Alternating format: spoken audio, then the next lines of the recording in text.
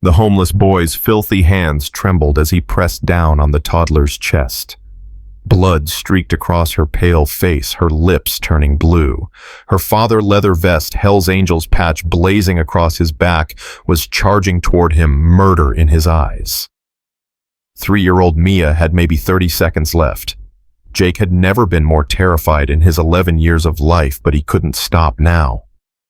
1, 2, 3, 4. Come on, Mia. Breathe. Please breathe. 20 feet away. 15. The biker's boots pounded concrete like a death march. 10 feet. Get your hands off my daughter. Before we continue, please subscribe to the channel and stay with us until the end of this story. Comment below with the city you're watching from, so we can see how far this story travels. Now, let's begin. The morning Jake Martinez turned 11 years old, he woke up behind a laundromat in Riverside, California, with a rat chewing on his shoelace. He didn't scream, didn't even flinch, just kicked his foot gently until the rat scurried away, then sat up and took inventory like he did every morning. Backpack still there. Check. Jacket still wrapped around him. Check. Both shoes still on his feet. Check. Nobody had stolen anything while he slept, which meant it was already a better day than last Tuesday. He folded the cardboard box that had been his mattress and tucked it behind the dumpster where he'd hidden it for 3 months now. The owner of the laundromat never looked back. Here never noticed the small gap between the dumpster and the chain-link fence where a skinny kid could squeeze through and disappear if he needed to. Jake had gotten good at disappearing, at being invisible, at surviving. 6 months on the streets had taught him more than 2 years in foster care ever had. Lesson 1. Trust nobody.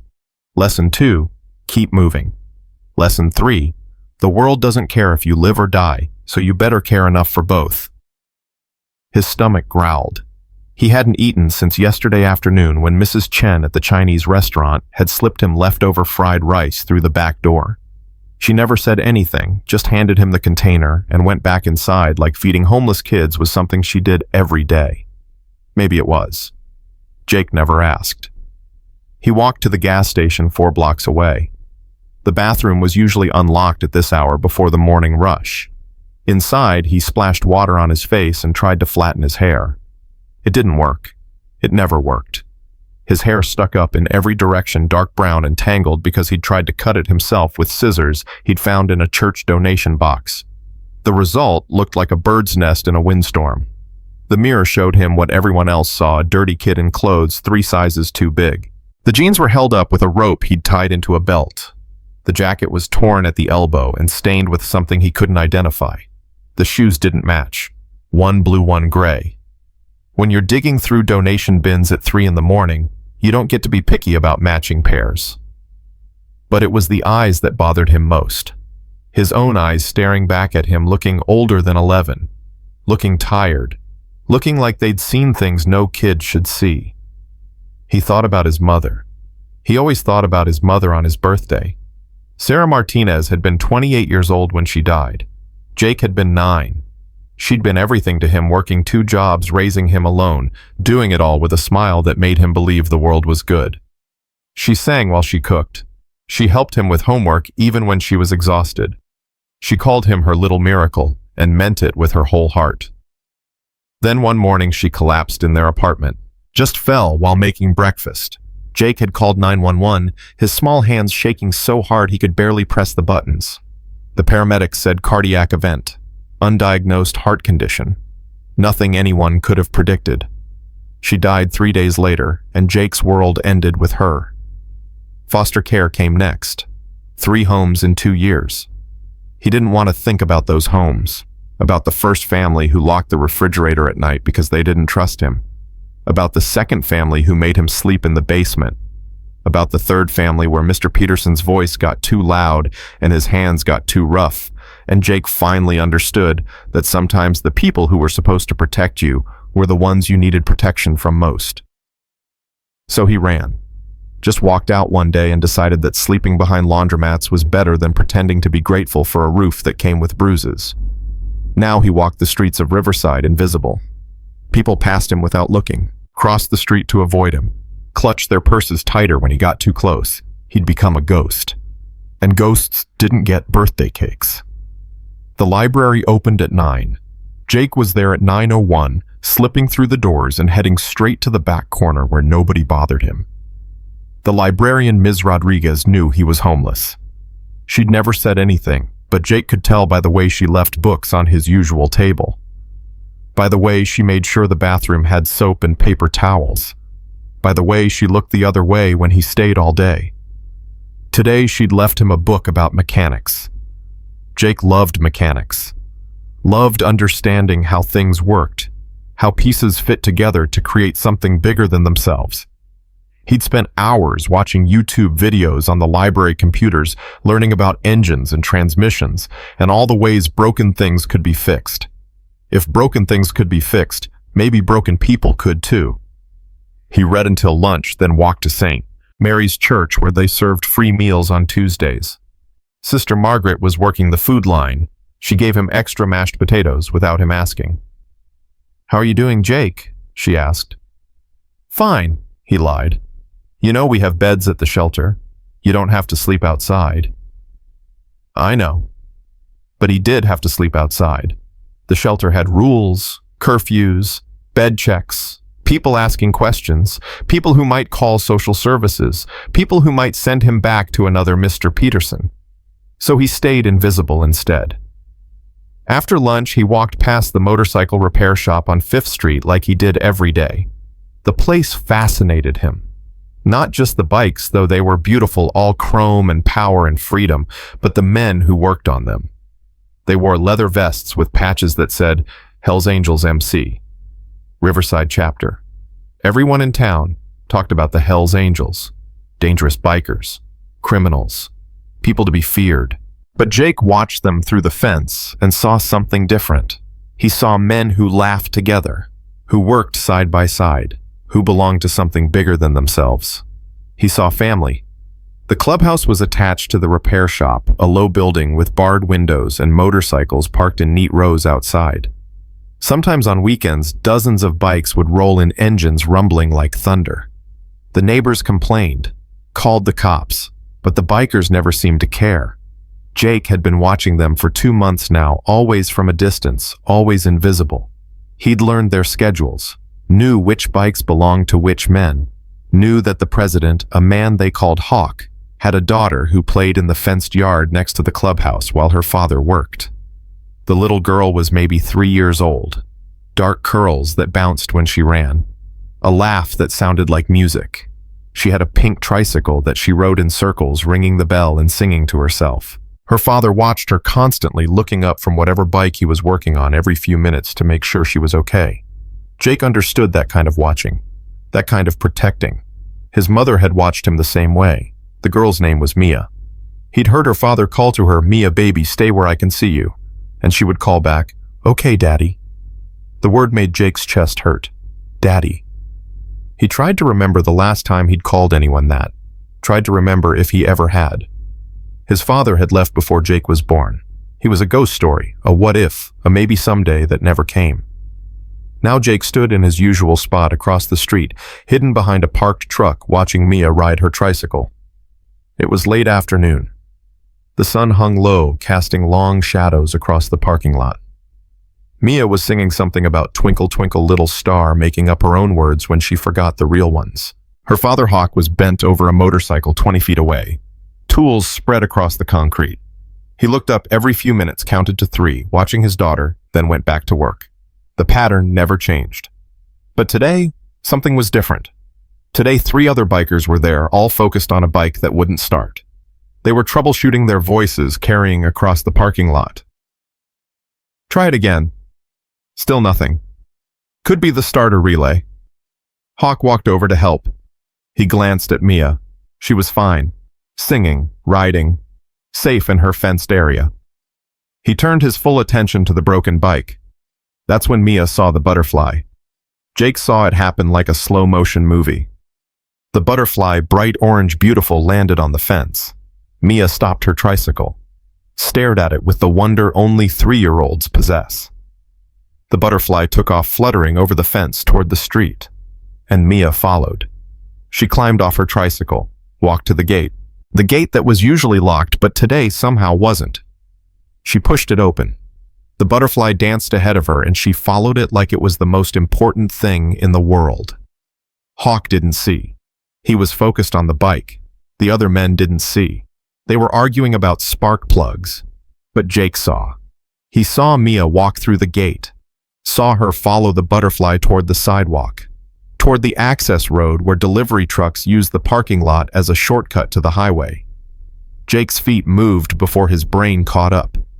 He stepped out from behind the truck, started walking toward her, then jogging. The butterfly was leading her straight toward the road. "Hey!" Jake called.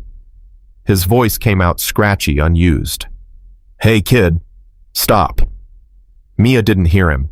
She was focused on the butterfly, her small hand reaching out like she could catch it. Jake ran harder. His mismatched shoes slapped against concrete. 40 feet away, 30.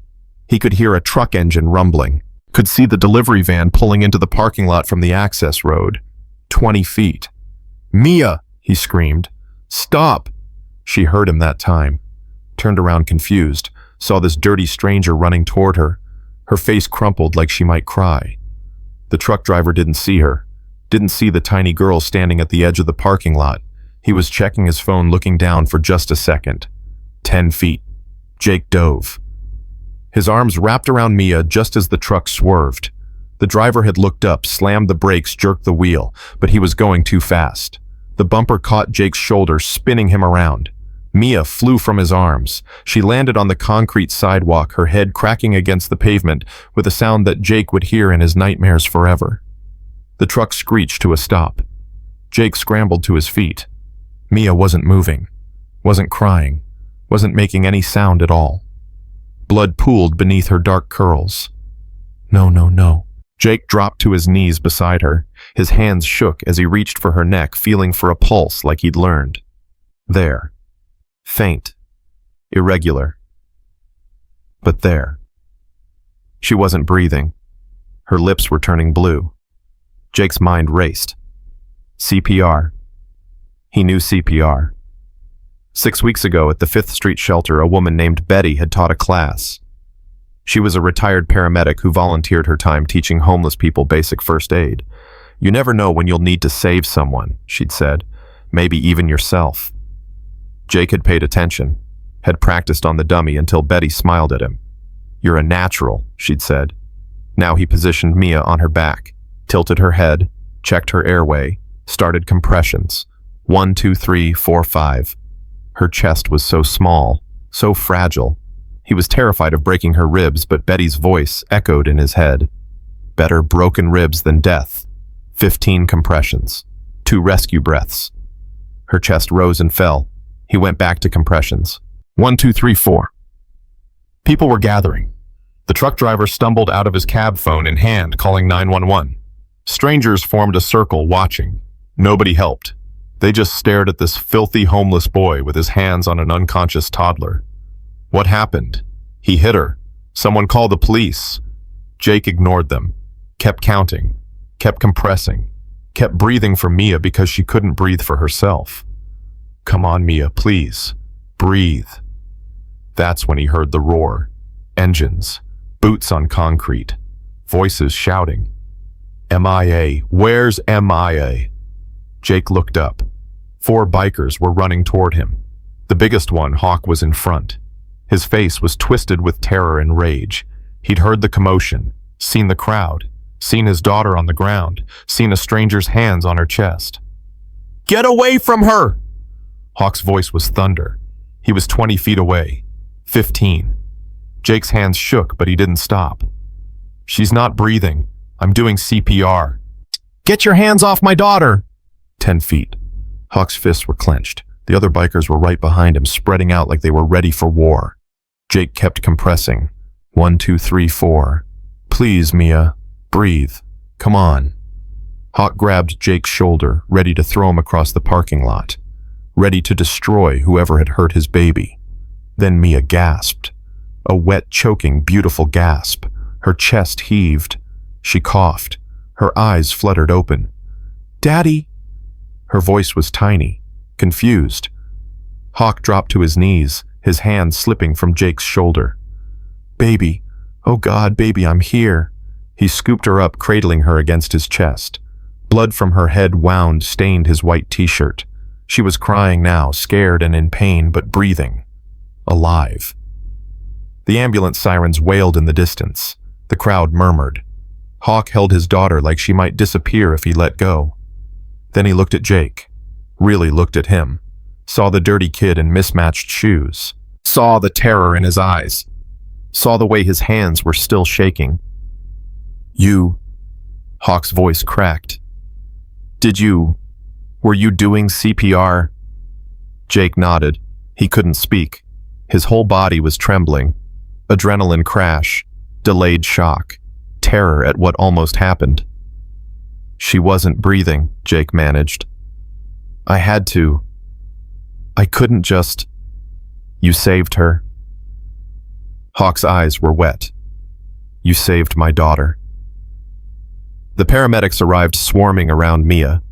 Hawk reluctantly handed her over, staying close as they checked her vitals, stabilized her neck, loaded her onto a gurney. The whole time he kept looking back at Jake. "What's your name, son?" Jake almost laughed. Son. Nobody had called him that in 2 years. Jake. Jake. Hawk stepped closer. The other bikers flanked him, massive men in leather, all staring at Jake. "Where are your parents?" "Don't have any." "Where do you live?" Jake gestured vaguely. "Around." Understanding dawned in Hawk's eyes.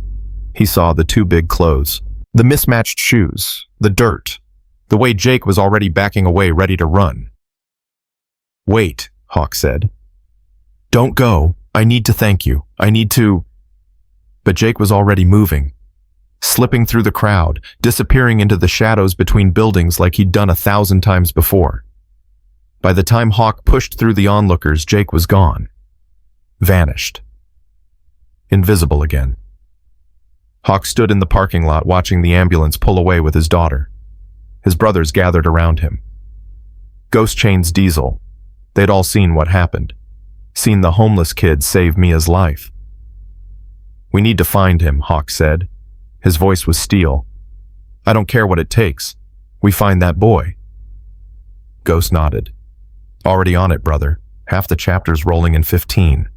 We'll canvass every street, every alley, every shelter in Riverside." "He saved her," Hawk repeated like he still couldn't believe it. "That kid, he saved my daughter. And I almost..." He couldn't finish. Almost hurt him. Almost threw him aside. Almost let rage override everything that mattered. At the hospital, doctors examined Mia. Mild concussion. Bruised ribs from the CPR, scrapes and contusions. But alive, breathing on her own, talking, crying, asking for daddy. The CPR saved her life, the doctor told Hawk. Whoever performed it knew what they were doing. Another minute without oxygen, and we'd be having a very different conversation. Hawk sat beside his daughter's bed, holding her hand. She was asking about the butterfly, about the strange boy with the dirty hands who'd helped her. "Where did he go, Daddy?" I wanted to say thank you. "I don't know, baby. But I'm going to find him." Across town, Jake was back in his alley behind the laundromat. His hands had finally stopped shaking. He sat with his back against the dumpster, hugging his knees to his chest. He'd saved her. He'd actually saved her. But the look on that biker's face, the rage, the violence that would haunt him. Because Jake knew what happened to homeless kids who got involved with people like that. Nothing good. Even if he'd helped, even if he'd saved the man's daughter, people like him didn't reward kids like Jake. They called the cops. They got social services involved. They sent you back to the foster homes, back to the Mr. Petersons of the world. He should run, should leave Riverside entirely, get on a bus, hitchhike, disappear somewhere new, start over. But he was so tired of running. The next morning, Jake went to the library like always. Ms. Rodriguez was at the front desk. She looked at him strangely. "Jake, honey, some men were here yesterday asking about you." His stomach dropped. "What kind of men?" "Bikers.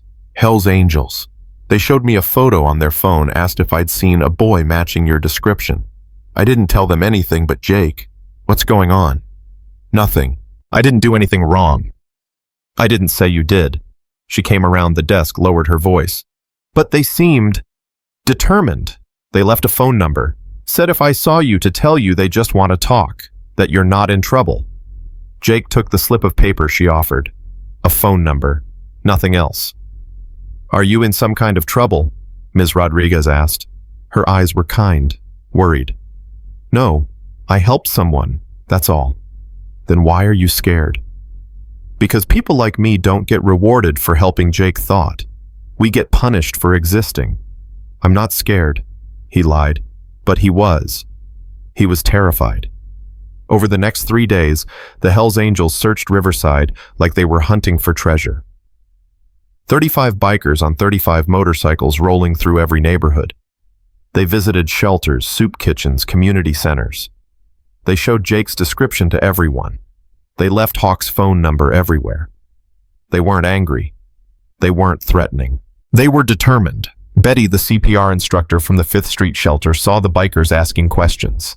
She recognized the description. Jake had been one of her best students. She debated for an hour before calling the number they'd left. Hello? Is this Hawk? Yeah, who's this? My name is Betty Morrison. I taught CPR at the 5th Street shelter 6 weeks ago. I think I know the boy you're looking for. There was a long silence. Then, what's his name? Jake Martinez. He's 11. Been homeless about 6 months. Good kid, smart, scared. She paused. Listen, I don't know what you want with him, but he's been through hell. If you're planning to... I'm planning to thank him, Hawk interrupted. He saved my 3-year-old daughter's life. I'm planning to make sure he's okay, that he's safe, that he knows he's not invisible. Betty's voice softened. He thinks he is, you know, invisible, like the world doesn't see him. I see him now. Can you help me find him? Maybe, but you need to understand he's going to run. He's terrified of authority, terrified of being sent back to foster care. If you come at him wrong, you'll lose him. Then tell me how to come at him right. Betty gave Hawk 3 addresses, places Jake frequented: the library, the laundromat, the alley behind it where she'd seen him sleeping once. And Hawk, Betty said, when you find him, go slow. Let him see you're not a threat. That boy's been hurt enough. Hawk and 4 of his brothers went to the alley just before dusk. They left the motorcycles a block away, approached on foot. The alley was narrow, dim, perfect for hiding. And there he was. Jake was sitting behind the dumpster reading a book by the last of the daylight. He didn't hear them at first. Then Hawk's boots scraped concrete and Jake's head snapped up. His eyes went wide. He scrambled to his feet, grabbing his backpack, looking for an escape route. But the bikers had positioned themselves carefully. Ghost at one end of the alley, Chains at the other, Diesel and Reaper flanking Hawk in the middle. Jake was trapped. Easy, son, Hawk said, holding up his hands. We're not here to hurt you. Let me go. Jake's voice shook, his back pressed against the fence. I didn't do anything wrong. You saved my daughter's life. That's not wrong. That's about the most right thing I've ever seen. I don't want a reward. I don't want anything. Just let me go. Hawk took a step closer. Jake flinched. Jake, Hawk said softly. That's your name, right? Jake Martinez. Jake didn't answer, just stared, wide-eyed, terrified. I'm Marcus Brennan. Everyone calls me Hawk. That little girl you saved, Mia. She's my whole world. 3 days ago, she almost died, and you brought her back. Hawk's voice cracked.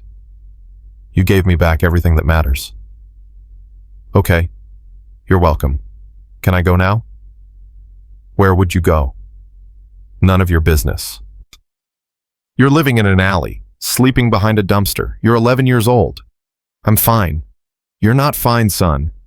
Stop calling me that. Jake's voice rose. I'm not your son. I'm nobody's son. My mom's dead. My dad's gone. I'm fine on my own. You're sleeping behind a laundromat.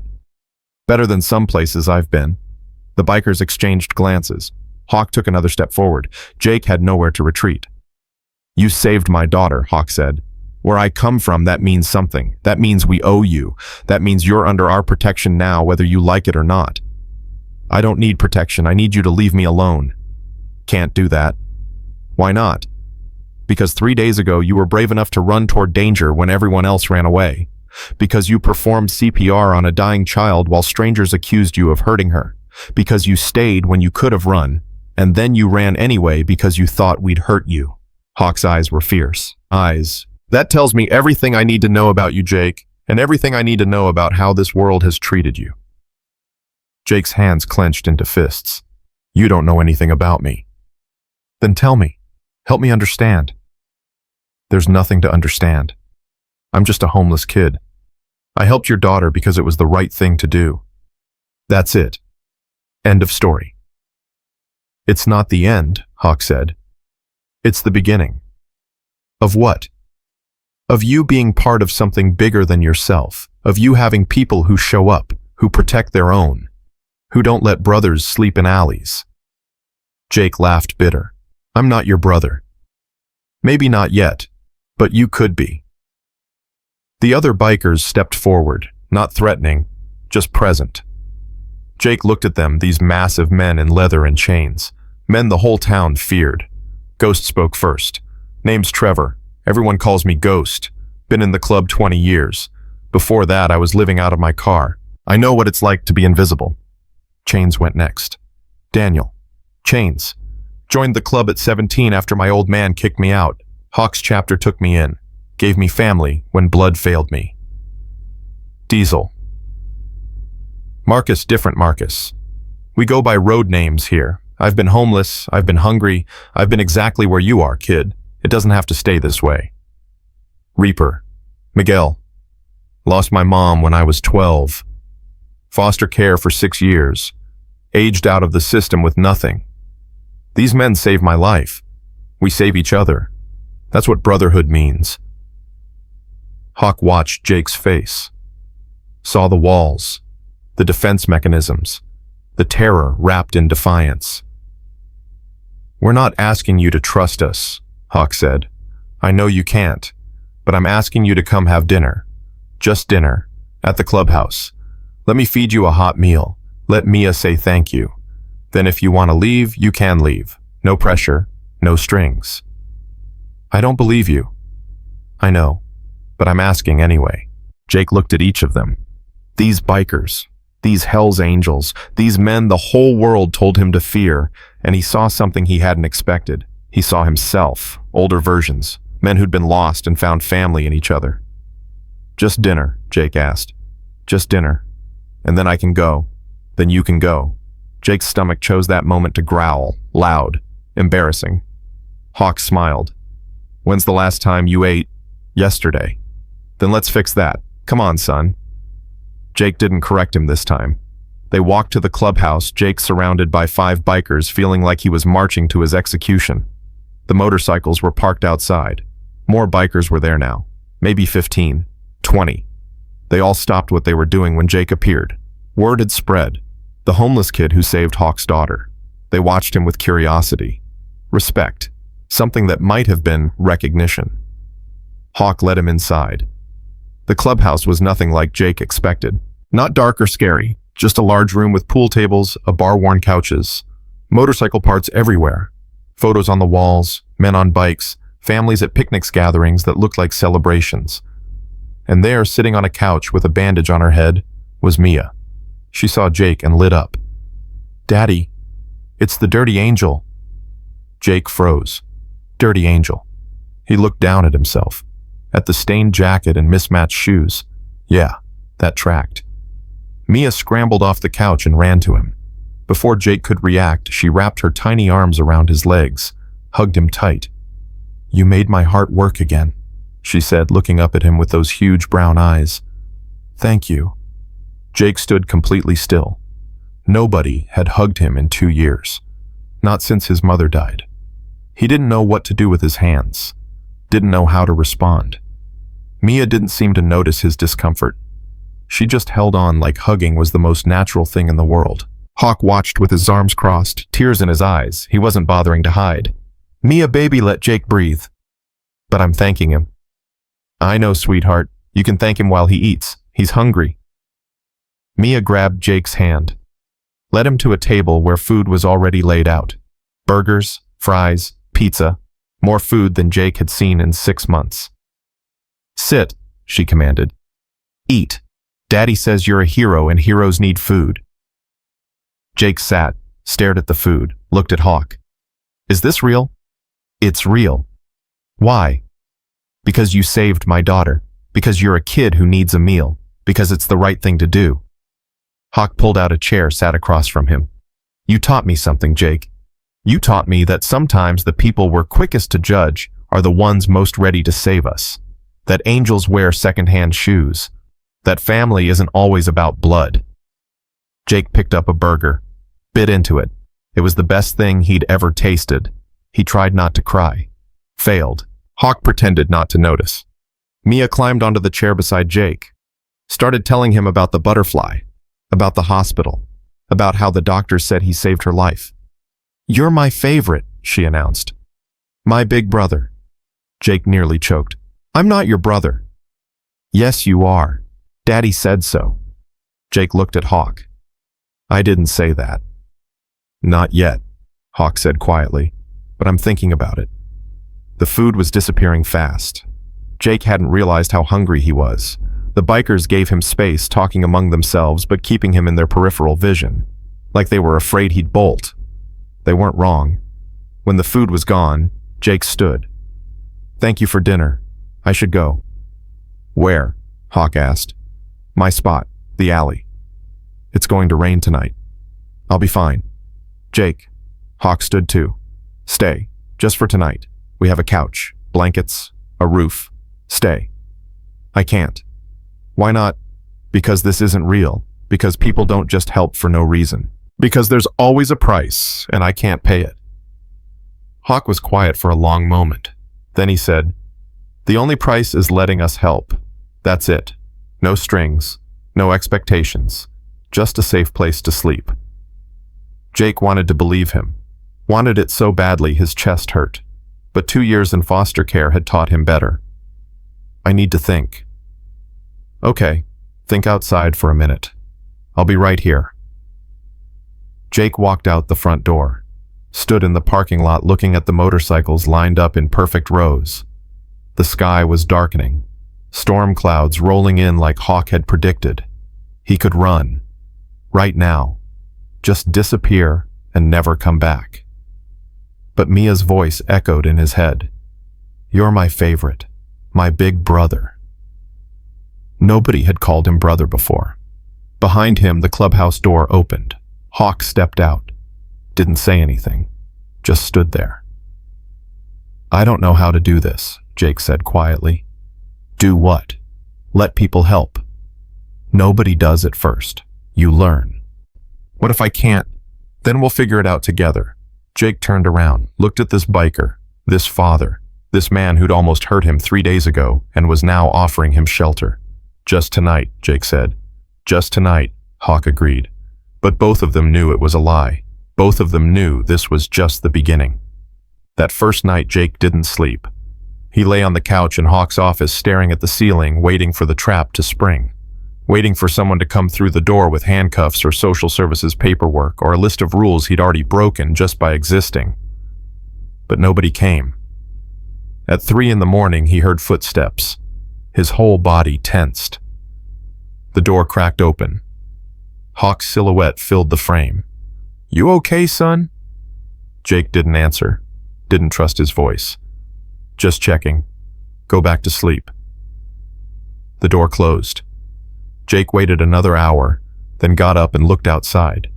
2 bikers were sitting on the porch. Ghost, and someone Jake didn't know. They were drinking coffee, talking low, guarding the clubhouse, guarding him.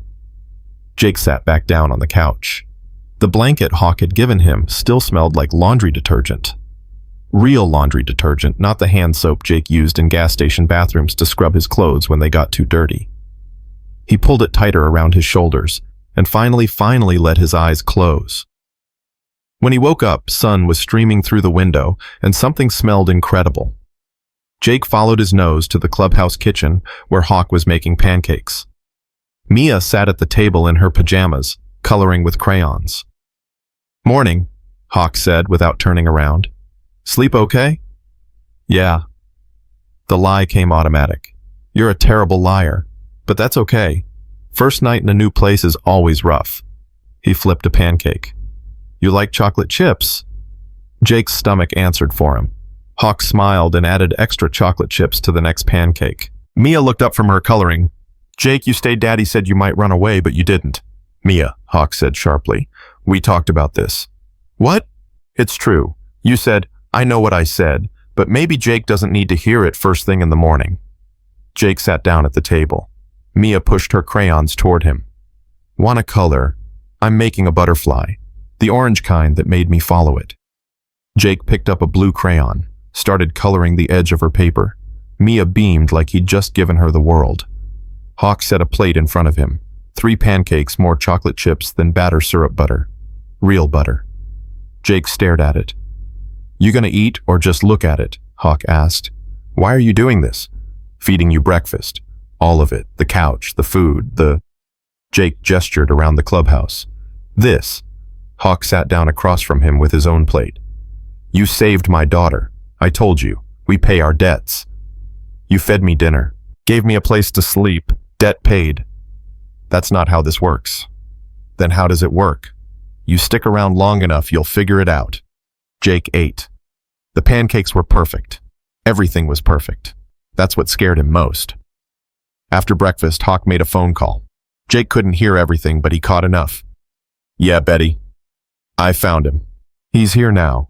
"No, he stayed the night." "I know. I will. Thanks." "You called Betty?" Jake asked when Hawk hung up. "She's the one who told me where to find you. Wanted to make sure you were okay." "I'm fine." "You keep saying that." Hawk leaned against the counter. "Jake, I need to ask you something. And I need you to be honest. When's the last time you saw a doctor?" Jake shrugged. "My mom took me for a checkup when I was 9. That was 2 years ago. So you're a growing kid. You should be getting checkups, vaccines, making sure everything's working right." Hawk paused. "Will you let me take you to a doctor?" "Just a basic checkup. Make sure you're healthy." "I'm healthy." "Prove it." Jake wanted to argue. Wanted to say no. But something in Hawk's face stopped him. This wasn't about control. This was about caring. Jake didn't know what to do with that. "Fine. 1 checkup. Then I'm leaving." "Deal." The doctor's office was small family run. Dr. Patel was a woman in her 50s who didn't ask questions about why an 11-year-old homeless kid was being brought in by a biker. She just examined him thoroughly, drew some blood, checked his height and weight. "You're underweight," she said gently. "About 15 pounds under where you should be, but otherwise healthy, strong, resilient." She looked at Hawk. "Get some good meals in him. He'll catch up." "Already working on it," Hawk said. Back at the clubhouse, more bikers had gathered. Word had spread that Hawk had found the kid. They wanted to meet him. Jake stood in the center of the room while a dozen leather-clad men studied him like he was a museum exhibit. This the one who saved Mia. A massive biker with a scar across his cheek stepped forward. "Kid, you got balls. What's your name?" "Jake." "They call me Hammer. Good to meet you." He extended a hand covered in tattoos and rings. Jake shook it. Hammer's grip was surprisingly gentle. "Hawk says you need a place to stay." "I didn't say that. You're sleeping on our couch. You need a place to stay." "It's temporary." "Everything's temporary if you think about it long enough." Hammer looked at Hawk. "He always this stubborn." "Seems to be genetic," Hawk said. "Not your genetics," Jake shot back. The room went quiet. Hammer raised an eyebrow. "Kid's got fire. I like him." Ghost stepped forward next. "Jake, we've been talking. The brothers and I. We want to help you out. Get you set up proper. Clothes that fit. School supplies. Whatever you need." I don't need anything. You're wearing two different shoes. Jake looked down. They work fine. They're 3 sizes too big and don't match. So let us help you, damn it. Ghost's voice was gruff, but his eyes were kind. You saved Hawk's daughter. You're part of this family now, whether you accept it or not. I'm not part of your family. Too late. We already voted. You're in. Jake's chest tightened. You can't just vote someone into a family. Sure we can. We do it all the time. That's how clubs work. Someone proves themselves, they get patched in. You proved yourself when you ran toward danger instead of away from it. I'm 11. I can't join a motorcycle club. No, but you can be family to the men in it. Hawk put his hand on Jake's shoulder. Jake flinched but didn't pull away. We take care of our own, Jake. That includes you now. That afternoon, 5 bikers took Jake shopping. He tried to refuse, tried to run twice.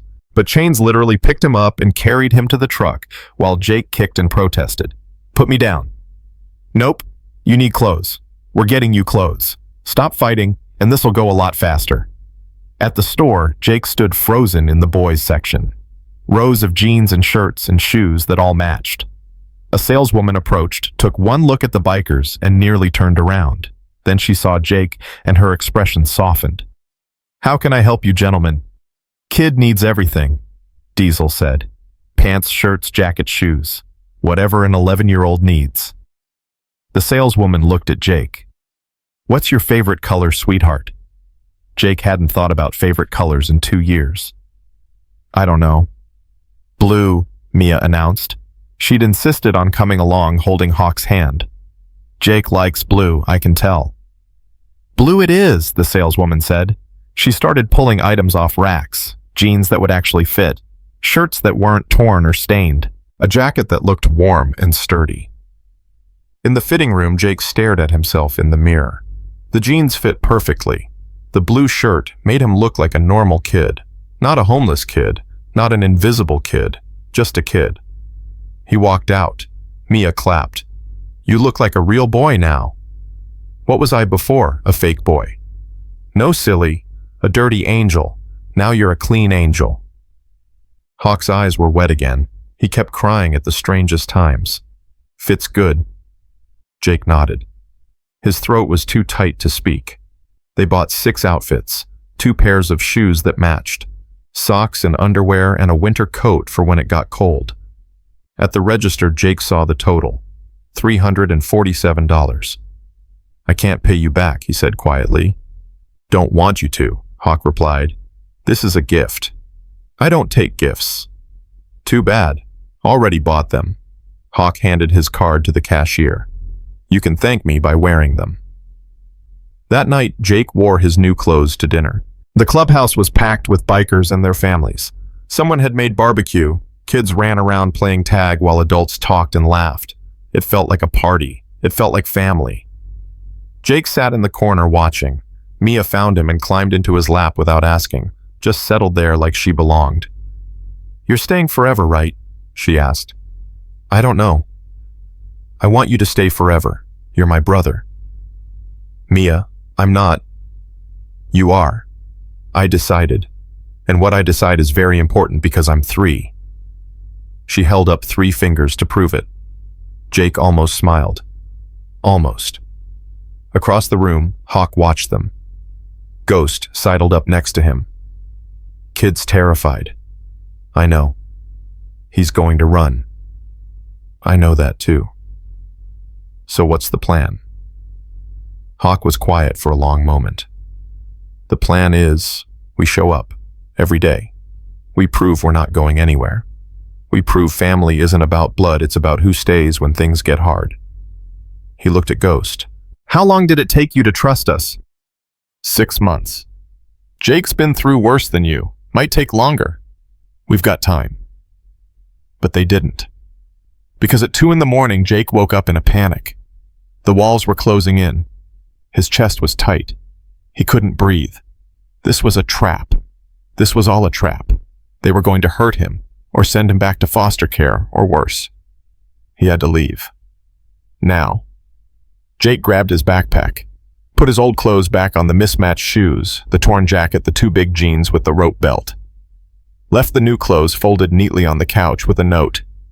"Thank you, but I can't stay." He slipped out the back door, made it 3 blocks before headlights pinned him. A motorcycle pulled up. Ghost killed the engine. Going somewhere. "Let me go." "Can't do that, brother." "I'm not your brother." Ghost took off his helmet. "I was 17 when I joined this club, sleeping in my car because my stepdad kicked me out. Thought I was tough. Thought I didn't need anybody." He paused. "Hawk found me stealing from a gas station. Should have called the cops. Instead, he bought me dinner and told me I had a choice. Keep running or start building. I chose building. Best decision I ever made." "Good for you. That's not my story. Isn't it? You're running right now, running from people who want to help, running because you're scared. I'm not scared. Yes, you are, and that's okay. Being scared means you care, means you know what you're risking if you stay." Ghost stepped closer. "Jake, I'm not going to force you to come back. That's your choice. But I'm asking you to think about Mia, about what it'll do to her when she wakes up and you're gone, when she realizes her brother left without saying goodbye." Jake's hands clenched into fists. "I'm not her brother. You are to her. And breaking a 3-year-old's heart because you're scared, that's not the Jake who ran toward danger. That's not the Jake who saved her life. That's you being scared, and I get it. But don't make her pay for what other people did to you." The words hit like a punch. Jake's eyes burned. "I don't know how to stay." "Then let us teach you. One day at a time. That's all we're asking. One more day." Jake wanted to say no, wanted to run, but Mia's voice echoed in his head. "You're my brother." "One more day," he whispered. "One more day." Ghost agreed. They rode back to the clubhouse in silence. Hawk was waiting on the porch. He didn't say anything when Jake walked past him, didn't lecture, didn't punish, just followed him inside and sat on the couch while Jake stood by the window. "You try to run again," Hawk said finally, "and I'm going to be really annoyed. Not because you want to leave, because you didn't say goodbye to Mia first." "Ghost already gave me that speech." "Good. Then you know. You want to go. But you look her in the eye first. You tell her you're leaving. You deal with the consequences of your choice." Jake turned around. "Why do you care?" "Because 2 years ago I almost lost my daughter to cancer." Hawk's voice was raw. "My wife, Mia's mom, Sarah. She got sick when Mia was 1, fought for a year, died anyway. And I promised her while she was dying that I'd protect our daughter, that I'd make sure Mia grew up knowing she was loved, knowing family shows up." "I'm sorry about your wife." "Me too, every day." Hawk leaned forward, elbows on his knees. "But you know what she'd say if she could see you now. She'd say that boy needs family too. She'd say we have room in our hearts for more than just Mia. She'd say save him." "I don't need saving." "Everyone needs saving, Jake. The strong ones just have a harder time admitting it." The next morning, Mia ran into Hawk's office before Jake was fully awake. She climbed onto the couch and hugged him so tight he couldn't breathe. "You're still here. Daddy said you might leave, but you didn't. I knew you wouldn't leave me." Jake looked over her head at Hawk standing in the doorway. The message was clear. This is what you'd be walking away from. "I'm still here," Jake said quietly. "Forever. For today. That's okay. Tomorrow you can stay for tomorrow. And the day after that you can stay for the day after that. And then it'll be forever." 3-year-old logic. Simple and devastating. That afternoon, Hawk made another phone call. This one Jake heard clearly because Hawk wanted him to. "Ms. Palmer, this is Marcus Brennan. I want to talk to you about becoming a foster parent." Jake's head snapped up. "What are you doing?" Hawk held up a finger. "Yes, I understand there's a process. Background checks, home visits, all of it. I'm ready to start. I have a boy who needs a home." Pause. "Jake Martinez, 11 years old. been living on the streets for 6 months. His caseworker should have his file.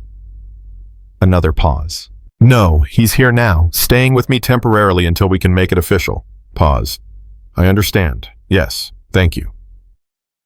He hung up. Jake was on his feet. You can't do that. Do what? Try to foster me. I didn't ask for that. I know. I don't want to be fostered. I don't want to go back into the system. This isn't the system.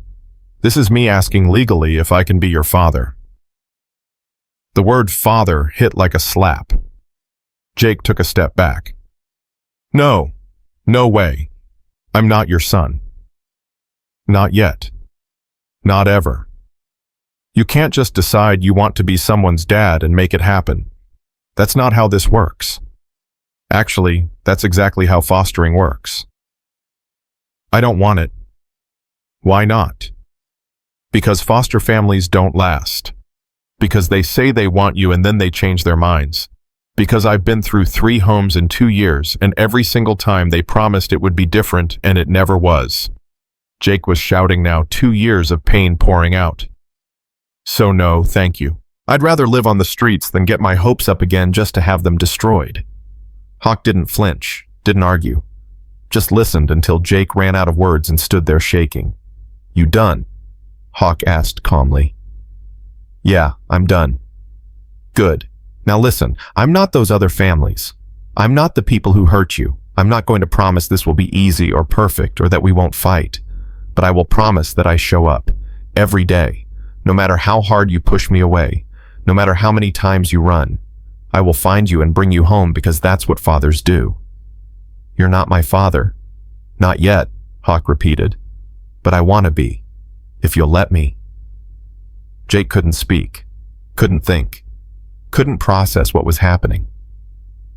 Mia appeared in the doorway. Daddy, why is Jake crying? He's not crying, baby. Yes, he is. His eyes are leaking. Jake wiped his face angrily. I'm fine. You keep saying that, Mia said seriously.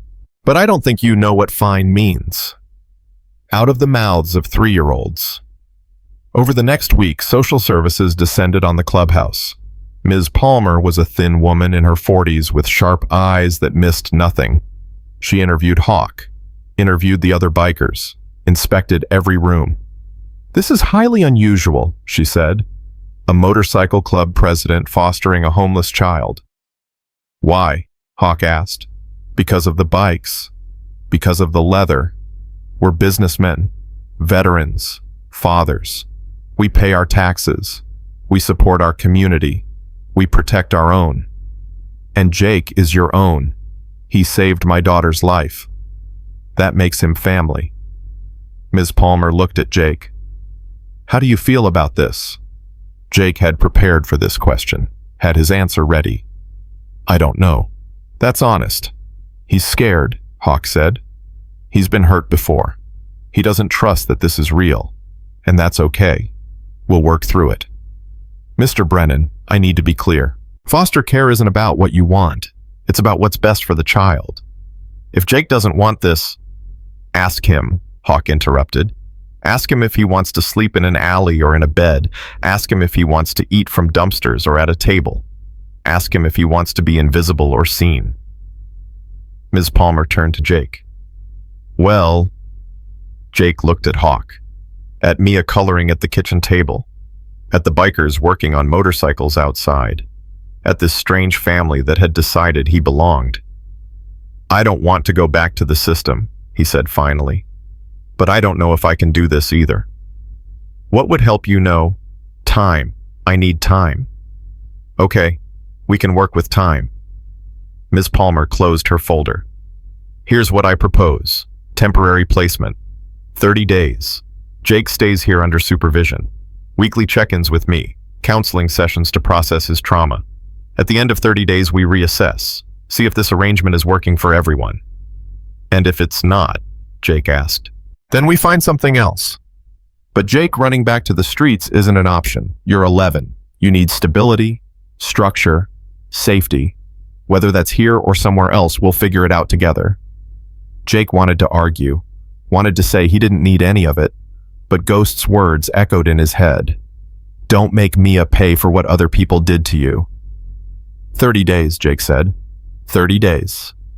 Ms. Palmer agreed. That night, Hawk set up a real bedroom for Jake. Not the couch in his office. An actual room with a bed and a desk and posters on the walls. Band posters. Sports teams. Things a normal 11-year-old might like. How'd you know what posters to get? Jake asked. I didn't. Guessed. Hawk leaned against the doorframe. If they're wrong, we'll change them. This is your room, your space. Make it whatever you want. Jake sat on the bed. The mattress was soft. The pillows were new. Everything smelled clean. What if I mess this up? He whispered. Then we clean it up and try again. What if I can't be what you want me to be? Hawk crossed the room and sat beside him. Jake, I don't want you to be anything except yourself. Scared, angry, confused, whatever. Just be you. That's enough. What if it's not? It will be. Jake wanted to believe him, wanted it so badly his chest ached. I've never had my own room before, not one that was really mine. Well, now you do. That night, Jake lay in his new bed in his new room and cried. Not sad tears, not happy tears, just tears. Release, relief, terror, hope. Everything mixed together until he didn't know what he was feeling except that it was too much and not enough all at once. A soft knock on the door. Jake, Hawk's voice. You okay? Yeah. Can I come in? I guess. Hawk entered and sat in the desk chair. Didn't say anything, just sat there while Jake cried. When Jake finally stopped, Hawk handed him a tissue. First night in a new room is always hard, Hawk said. Is it? Yeah, trust me. When Sarah died, Mia wouldn't sleep in her own room for 6 months. She was terrified I'd disappear too. Slept in my bed every night. He paused. Still does sometimes when the nightmares get bad. Does she remember her mom? Not really. She was only one when Sarah died. But I tell her stories. Show her pictures. Make sure she knows her mother loved her more than anything in this world. My mom loved me like that, Jake said quietly. I know she did. Betty told me about her. I'm sorry you lost her. Me too. They sat in comfortable silence. Finally, Hawk stood. Get some sleep. Tomorrow's a big day.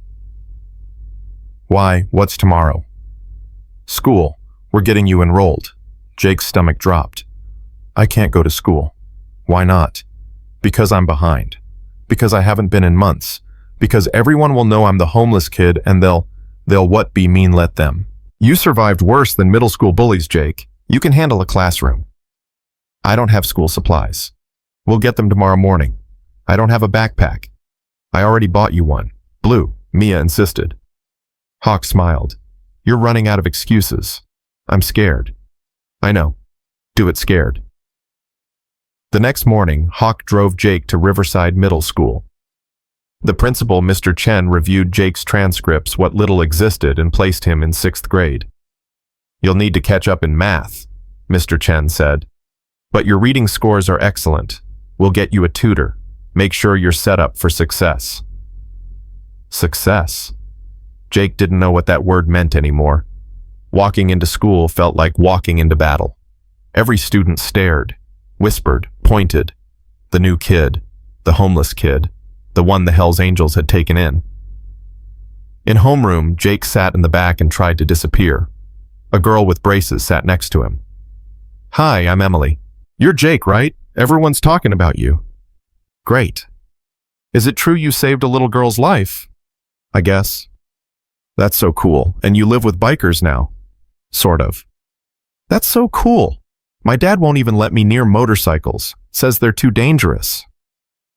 Jake didn't respond. Didn't know how to make small talk with normal kids who had normal lives. At lunch, he sat alone. Ate the sandwich Hawk had packed. Tried to ignore the stares. A group of boys approached. The leader was tall, athletic, wearing expensive sneakers. You're the homeless kid, he said. Not a question, a statement. So why are you here? Don't you have a dumpster to sleep in? The other boys laughed. Jake clenched his fists under the table. Leave me alone. What are you going to do? Call your biker friends? I said leave me alone. The boy leaned closer. Make me. Jake stood up. He was smaller, skinnier, weaker. But 2 years on the streets had taught him that backing down only made things worse. You want to fight? Let's fight. The boy's eyes widened. He hadn't expected that. The cafeteria went quiet. Teachers were moving toward them. Then a voice cut through the silence. Back off, Tyler. A kid stepped forward. Older. 8th grade, maybe. Leather jacket. Confident. Leave him alone, Tyler scoffed. Why, he your friend or something, Connor? Yeah, he is. His dad's in the same club as mine. That makes him family. And if you mess with him, you mess with us. Tyler looked between Connor and Jake. Calculated the odds. Backed down.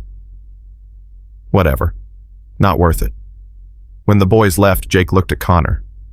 You didn't have to do that. Yeah, I did. My dad's chains. You met him. Connor sat down. The club looks after their own. That includes you now. I'm not in the club. Close enough. Come on, sit with us. Connor led Jake to a table where 3 other kids sat, all of them children of Hell's Angels members. They welcomed Jake like he'd always been there, and for the first time in 2 years, Jake didn't feel invisible. That afternoon, he came home to the clubhouse home.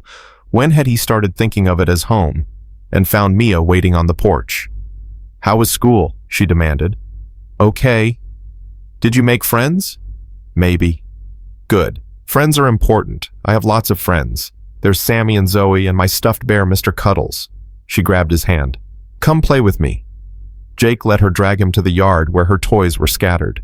They played for an hour, built towers with blocks, had a tea party with stuffed animals. Simple, easy, normal. Hawk watched from the garage where he was working on a bike. Ghost walked up beside him. Kid's doing better. Yeah, he is. Think he'll stay.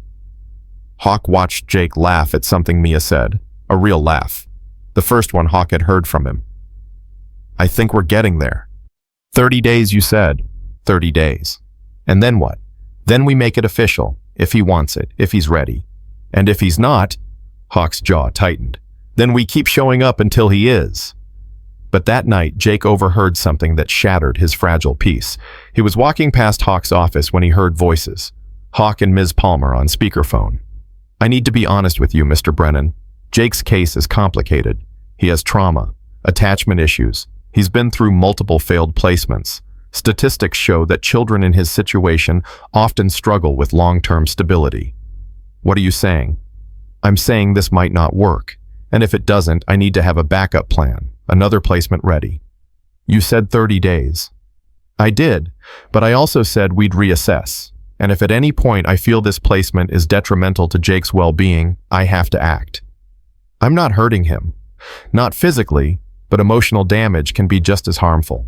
If he gets attached and this falls apart, it could devastate him. So would I just give up? Send him away before he gets too comfortable.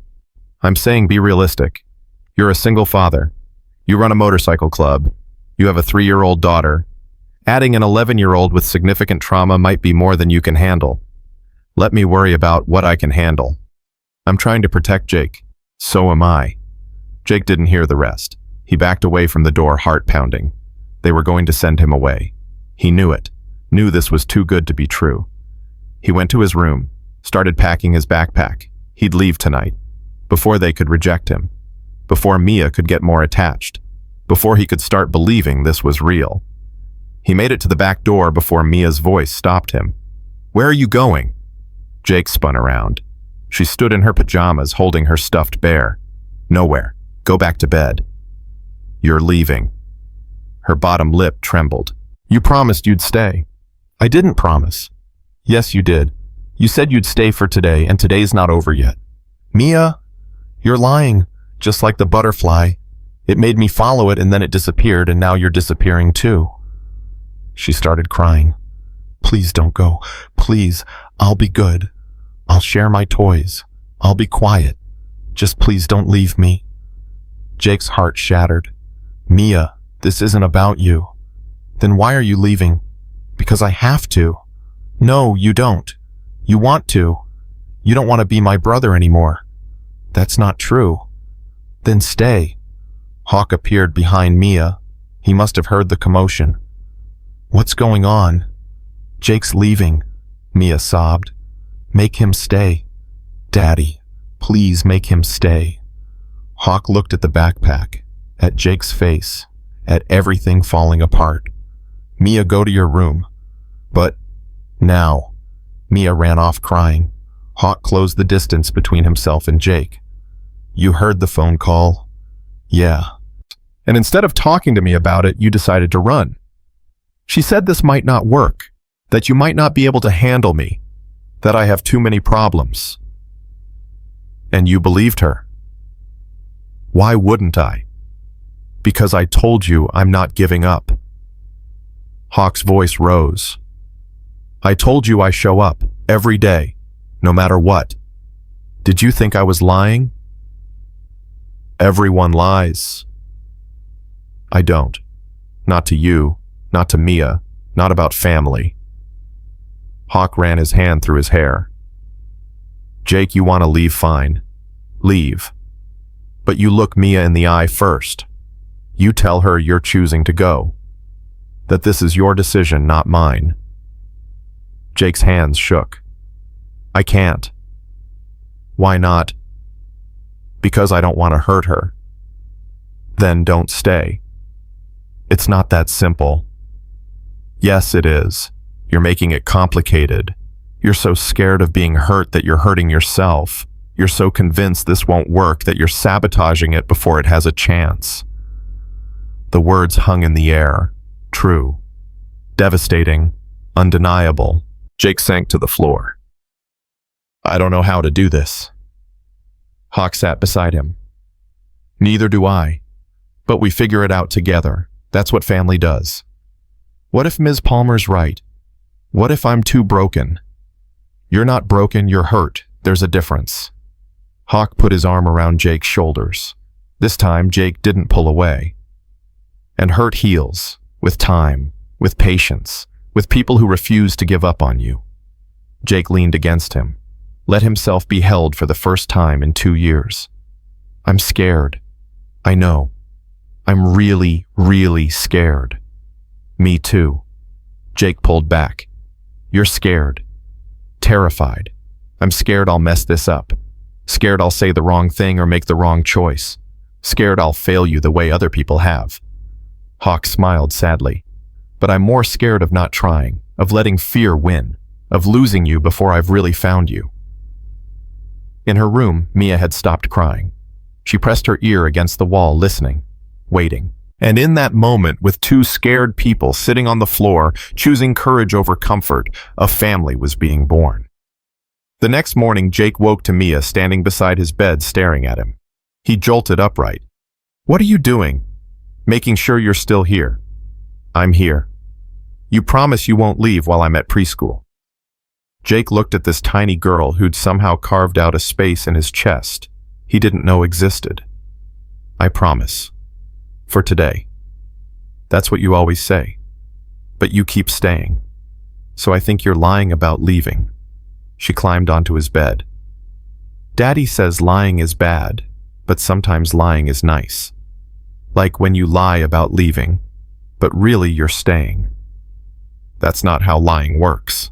Yes, it is. I'm 3. I know things. Hawk appeared in the doorway with 2 bowls of cereal. Mia, let Jake wake up. Come eat breakfast. I'm making sure he doesn't disappear. He's not going to disappear. How do you know? Because I know Jake. And Jake keeps his promises. Jake met Hawk's eyes.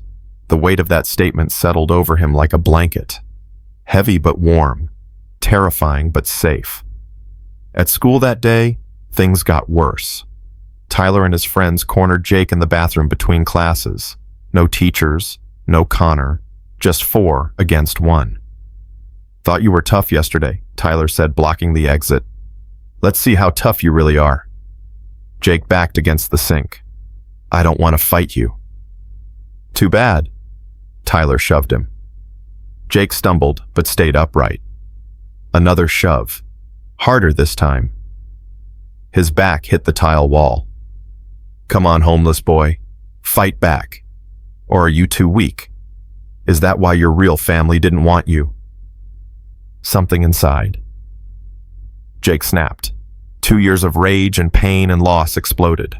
He lunged at Tyler, fists swinging, landed a punch to Tyler's jaw that sent him reeling.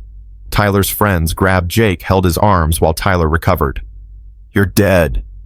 Tyler spit blood, drove his fist into Jake's stomach. Jake doubled over. Another punch to his ribs, his face. He tasted copper, heard shouting. Then suddenly the hands holding him released, and he dropped to the floor. Connor and 2 other kids had burst in. They pulled Tyler's friends off, created a barrier between them and Jake. "Touch him again and we tell our dads," Connor said. His voice was ice. "See what happens when 30 bikers show up at your house." Tyler wiped blood from his mouth. "This isn't over." "Yeah, it is. Walk away." They did. When the bathroom cleared, Connor helped Jake to his feet. "You okay?" "Fine." "You're bleeding." Jake touched his lip. His hand came away red. "It's not that bad." "We need to tell someone." "No, no teachers, no cops. I handle my own problems." "Jake." "I said no." Jake pushed past him, made it to the nurse's office alone, told her he fell down the stairs. She didn't believe him but couldn't prove otherwise. Cleaned him up, gave him ice for his swelling eye, sent him back to class. When Hawk picked him up that afternoon, he took one look at Jake's face and his jaw clenched. "What happened?" "Nothing. I fell." "Try again." "I fell down some stairs." "Jake, can we just go home, please?" The word home slipped out without Jake meaning it. Hawk heard it. Didn't comment. Just drove in silence while Jake stared out the window fighting tears. At the clubhouse, Mia saw his face and burst into tears. "Who hurt you?" "Nobody. I'm fine." "You're not fine. Your face is purple." She turned to Hawk.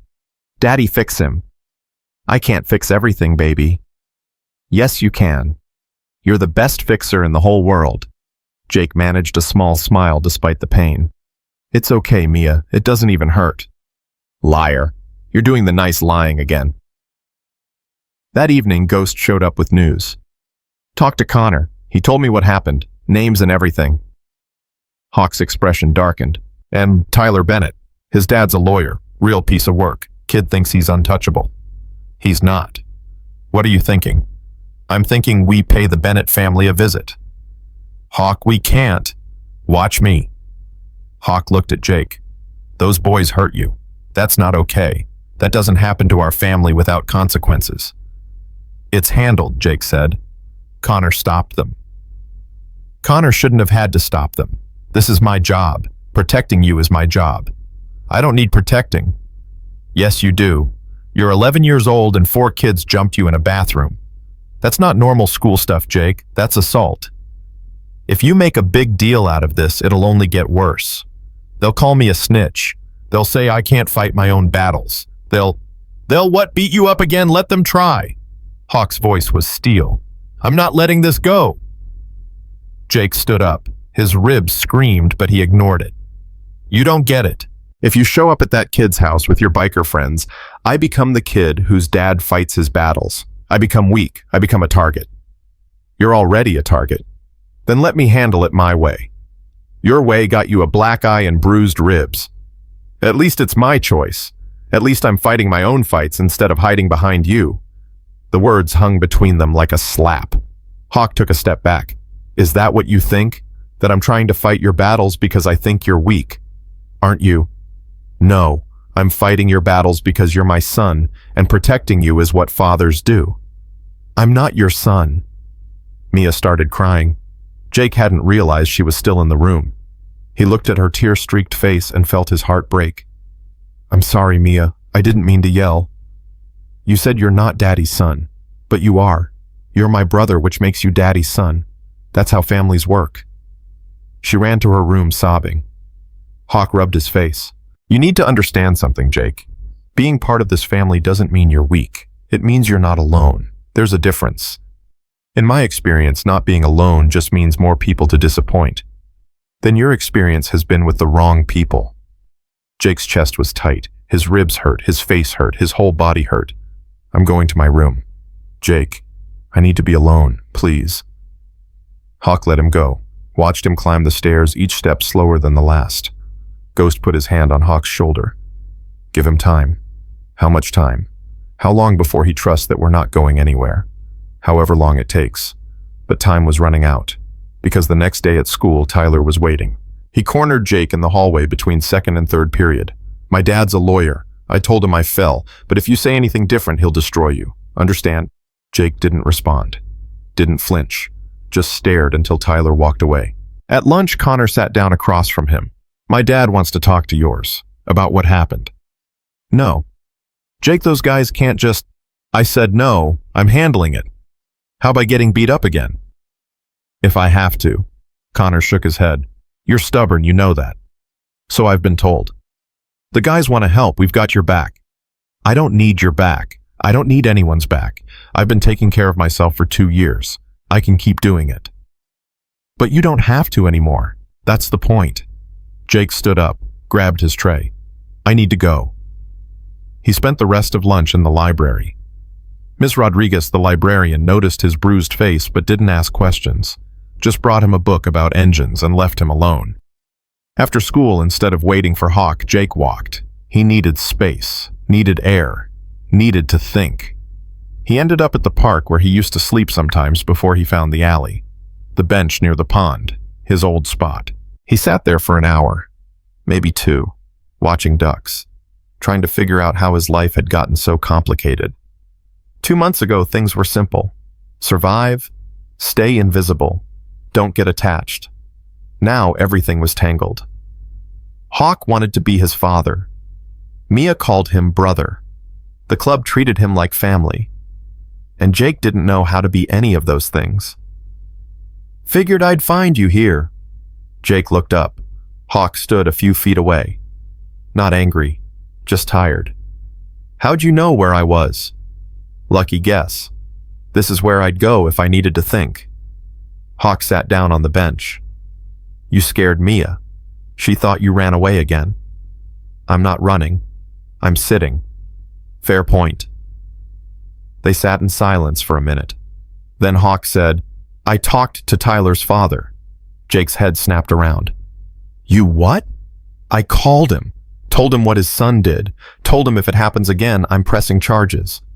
I told you not to do that. I know, I did it anyway. Why? Why can't you just listen to me? Because listening to you means watching you get hurt. And I can't do that, Jake. I can't sit by and let people hurt my kid. I don't care if it makes you angry. I don't care if you think I'm overstepping. This is what parents do. I'm not your kid. You keep saying that, but you sleep in my house. You eat my food. You wear the clothes I bought you. You let Mia call you brother. You're my kid in every way that matters except the paperwork, and I'm working on that too. Jake stood up. I didn't ask for any of this. I know, but you've got it anyway. Hawk stood too. You can be angry at me. You can push me away. You can keep insisting you don't need anyone. But I'm not going anywhere, so get used to it. What if I can't? Then we'll deal with that when we get there. But right now we need to go home. Mia won't eat dinner until she knows you're okay. The thought of Mia waiting for him, worried about him refusing to eat because he'd scared her, it hurt worse than Tyler's punches. Okay, Jake said quietly. Let's go home. At dinner, Mia watched Jake like a hawk. You promise you're not leaving? I promise. For today. And tomorrow, we'll see about tomorrow when tomorrow gets here. That's a good answer. Daddy says we only have to worry about today. Tomorrow will worry about itself. After Mia went to bed, Hawk found Jake in his room doing homework. Can we talk? About what? About what happened today, about Tyler, about me calling his father. You already did it. Nothing to talk about. Jake, I need you to understand. When someone hurts you, they hurt all of us. That's how family works. Your pain is my pain. Your fight is my fight. I don't want my fights to be your fights. Too bad. They are. Jake slammed his textbook shut. Why? Why do you even care? You don't know me. I saved your daughter and now you feel guilty or obligated or whatever, but that doesn't make us family. That doesn't make you my father. Hawk pulled the desk chair over and sat down. You're right. I don't know everything about you, but I know you're brave. I know you run toward danger instead of away from it. I know you're scared of being hurt again, but you keep showing up anyway. I know you love my daughter even though you won't admit it. I know you're smarter than you think you are. I know you pretend you don't need anyone because needing people has only ever brought you pain. He paused. And I know that given time, you could be the best thing that ever happened to this family. Not because you saved Mia, because of who you are. Jake's throat was tight. You don't know who I am. Then let me learn. That's all I'm asking. Let me learn who you are. Let me be your father. Not because I feel guilty, because I want to. But why? Because when I look at you, I see a kid who deserves better than what he's gotten. I see a kid who's been fighting alone for too long. I see a kid who needs someone in his corner. Hawk's voice cracked. I see my son. Jake wiped his eyes angrily. I don't know how to do this. Neither do I. My wife died when Mia was 1. I've been figuring out this single dad thing for 2 years. Half the time I don't know what I'm doing. But I show up, every day, and that's all I'm asking from you. Show up. Let us love you. Let us be your family. What if I mess it up? Then we'll fix it. Together. What if I can't be fixed? You're not broken, Jake. You're hurt. And hurt heals. The words settled over Jake like a promise. Like possibility. Like maybe, just maybe, this could be real. Ms. Palmer wants to do a home visit next week, Hawk said. See how you're adjusting. Talk to both of us separately. See if this placement is working. What if she decides it's not? Then we fight. We show her that this is working, that you belong here, that this family needs you as much as you need us. Does it? Does it what? Need me? Does this family need me? Hawk smiled. Mia cries every time she thinks you might leave. I wake up 3 times a night checking to make sure you're still in your room. Ghost and the guys ask about you constantly. Half the club knows your favorite foods and your schedule and what books you like. So, yeah, Jake, we need you. Something in Jake's chest loosened. Not completely, not enough to trust it fully, but enough to breathe a little easier. Okay, he said. I'll talk to Ms. Palmer. I'll try to convince her this is working. Is it working? Jake thought about Mia's hugs, about Connor having his back at school, about having his own room and enough food and people who cared whether he came home. Yeah, I think it is. The home visit happened on a Thursday. Ms. Palmer arrived at 4 o'clock with a folder full of paperwork and questions. She interviewed Hawk first. Jake sat in his room trying not to panic. After an hour, she called Jake down. They sat at the kitchen table alone. Ms. Palmer's expression was neutral, but her eyes were sharp. How are you doing, Jake? Fine. That's what you always say, but I need you to be honest with me. How are you really doing? Jake picked at a scratch on the table. It's different here than other places. Different how? Nobody yells, nobody locks the food away, nobody tells me I'm a burden. He paused. Hawk actually wants me here, I think. I'm still not totally sure, but it feels like he does. Does that scare you? Yeah, a lot. Why? Because every time I think somewhere is safe, it isn't. Every time I think someone wants me, they don't. I keep waiting for this to fall apart. And if it doesn't, Jake looked up. Then I don't know what to do with that. Ms. Palmer made notes. Tell me about school. I heard there was an incident. Jake's stomach dropped. Who told you? The school counselor called me, said you came in with bruises, said you claimed you fell, but she didn't believe you. I handled it by getting beaten up, by standing up for myself. Jake, that's not... I know it's not ideal or whatever, but I'm not going to be the kid who runs crying to adults every time something bad happens. I fought back. I survived. That's what I do. But you don't have to anymore. That's the point of having a family. Having support. I had support.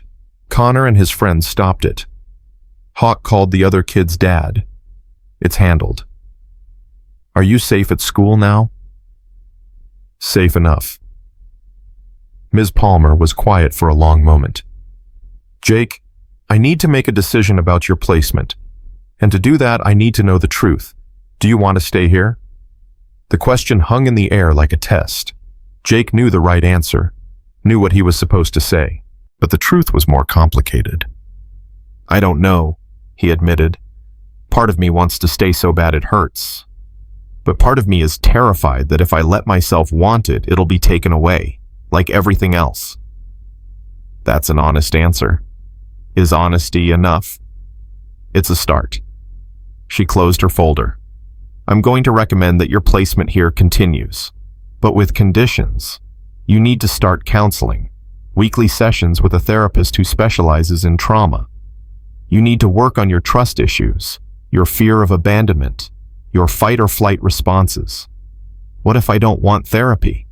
Then this placement doesn't continue. Those are the conditions, Jake. You get help, or you go back into the system. Jake's hands clenched. That's not fair. Fair would be you never losing your mother. Fair would be foster families who actually cared. Fair would be you not having to sleep in alleys at 11 years old. But life isn't fair. And right now, therapy is your best shot at healing. What if I don't want to heal? What if I just want to survive? Surviving isn't living. You deserve to live, Jake, not just survive. After Ms. Palmer left, Jake found Hawk in the garage working on a motorcycle. He stood in the doorway for a minute before speaking. She said, I have to do therapy. I know, she told me. What if I don't want to? Hawk set down his wrench. Then you don't stay here. Those are her conditions. So you're okay with that?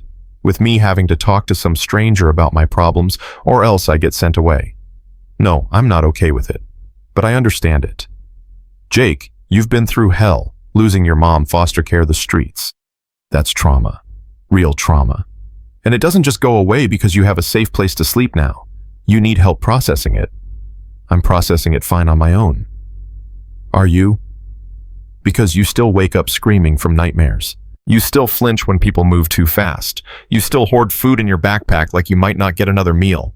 That's not processing. That's surviving. Jake's face burned.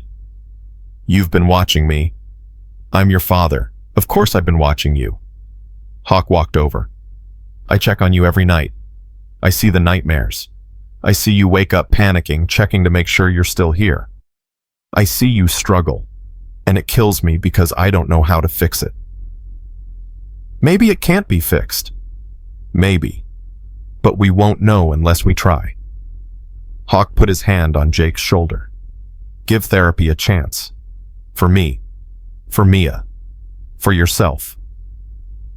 What if it doesn't help? Then at least we tried. The first therapy session was the following Tuesday.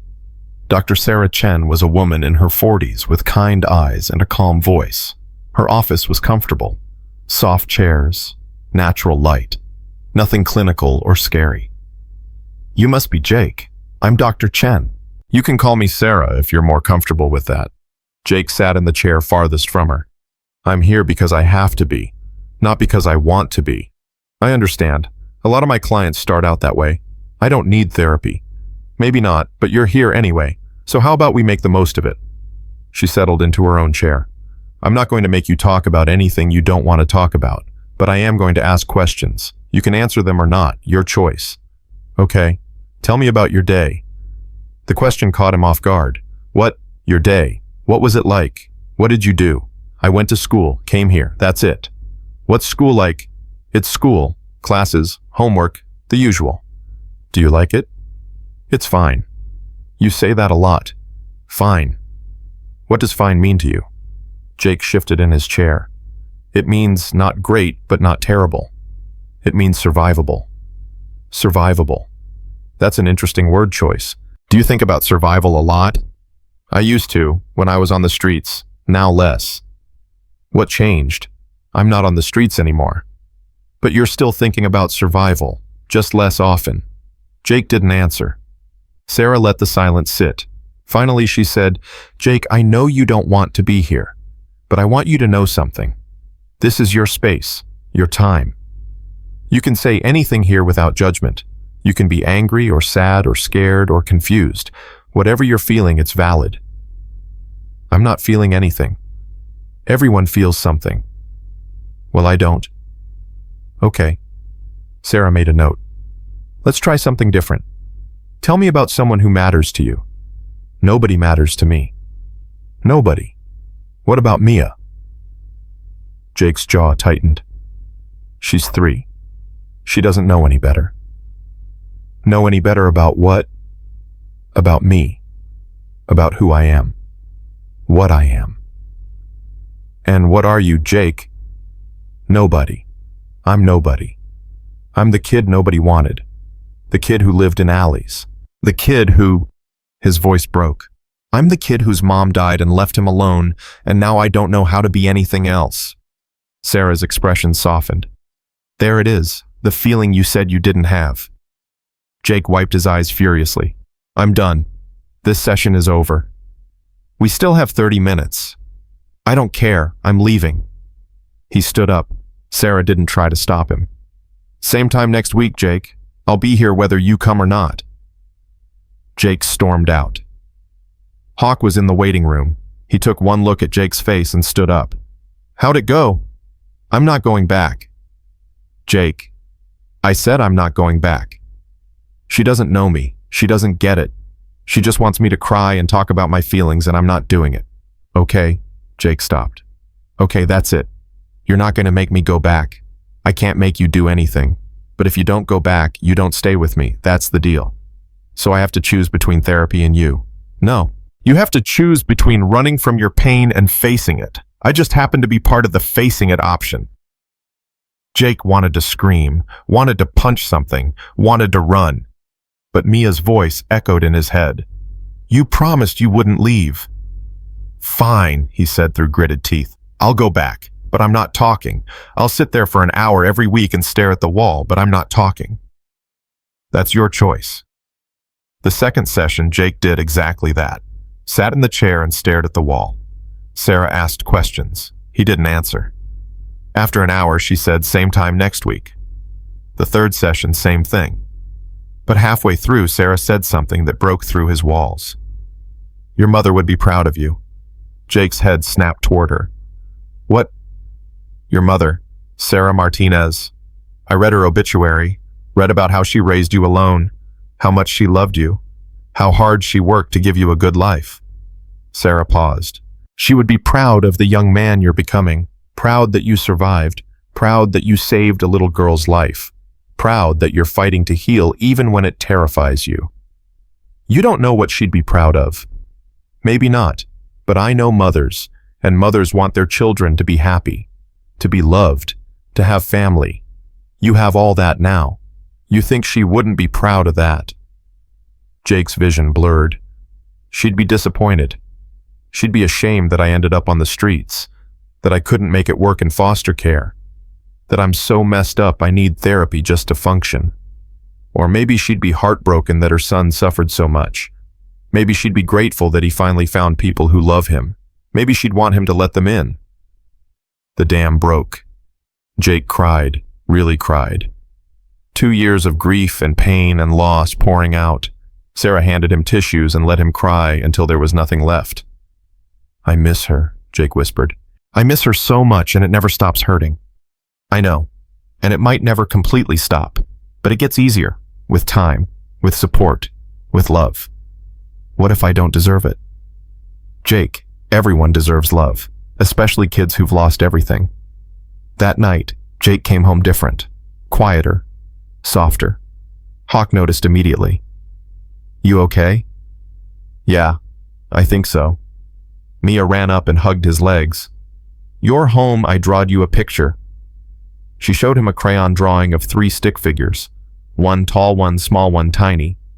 "That's Daddy, that's you, that's me. We're a family." Jake stared at the drawing, at these 3 stick figures holding hands, at what family looked like through a 3-year-old's eyes. Simple, uncomplicated, real. "Can I keep this?" he asked. Yes, put it in your room. Then you remember we're a family even when you forget. Jake hung the drawing above his desk.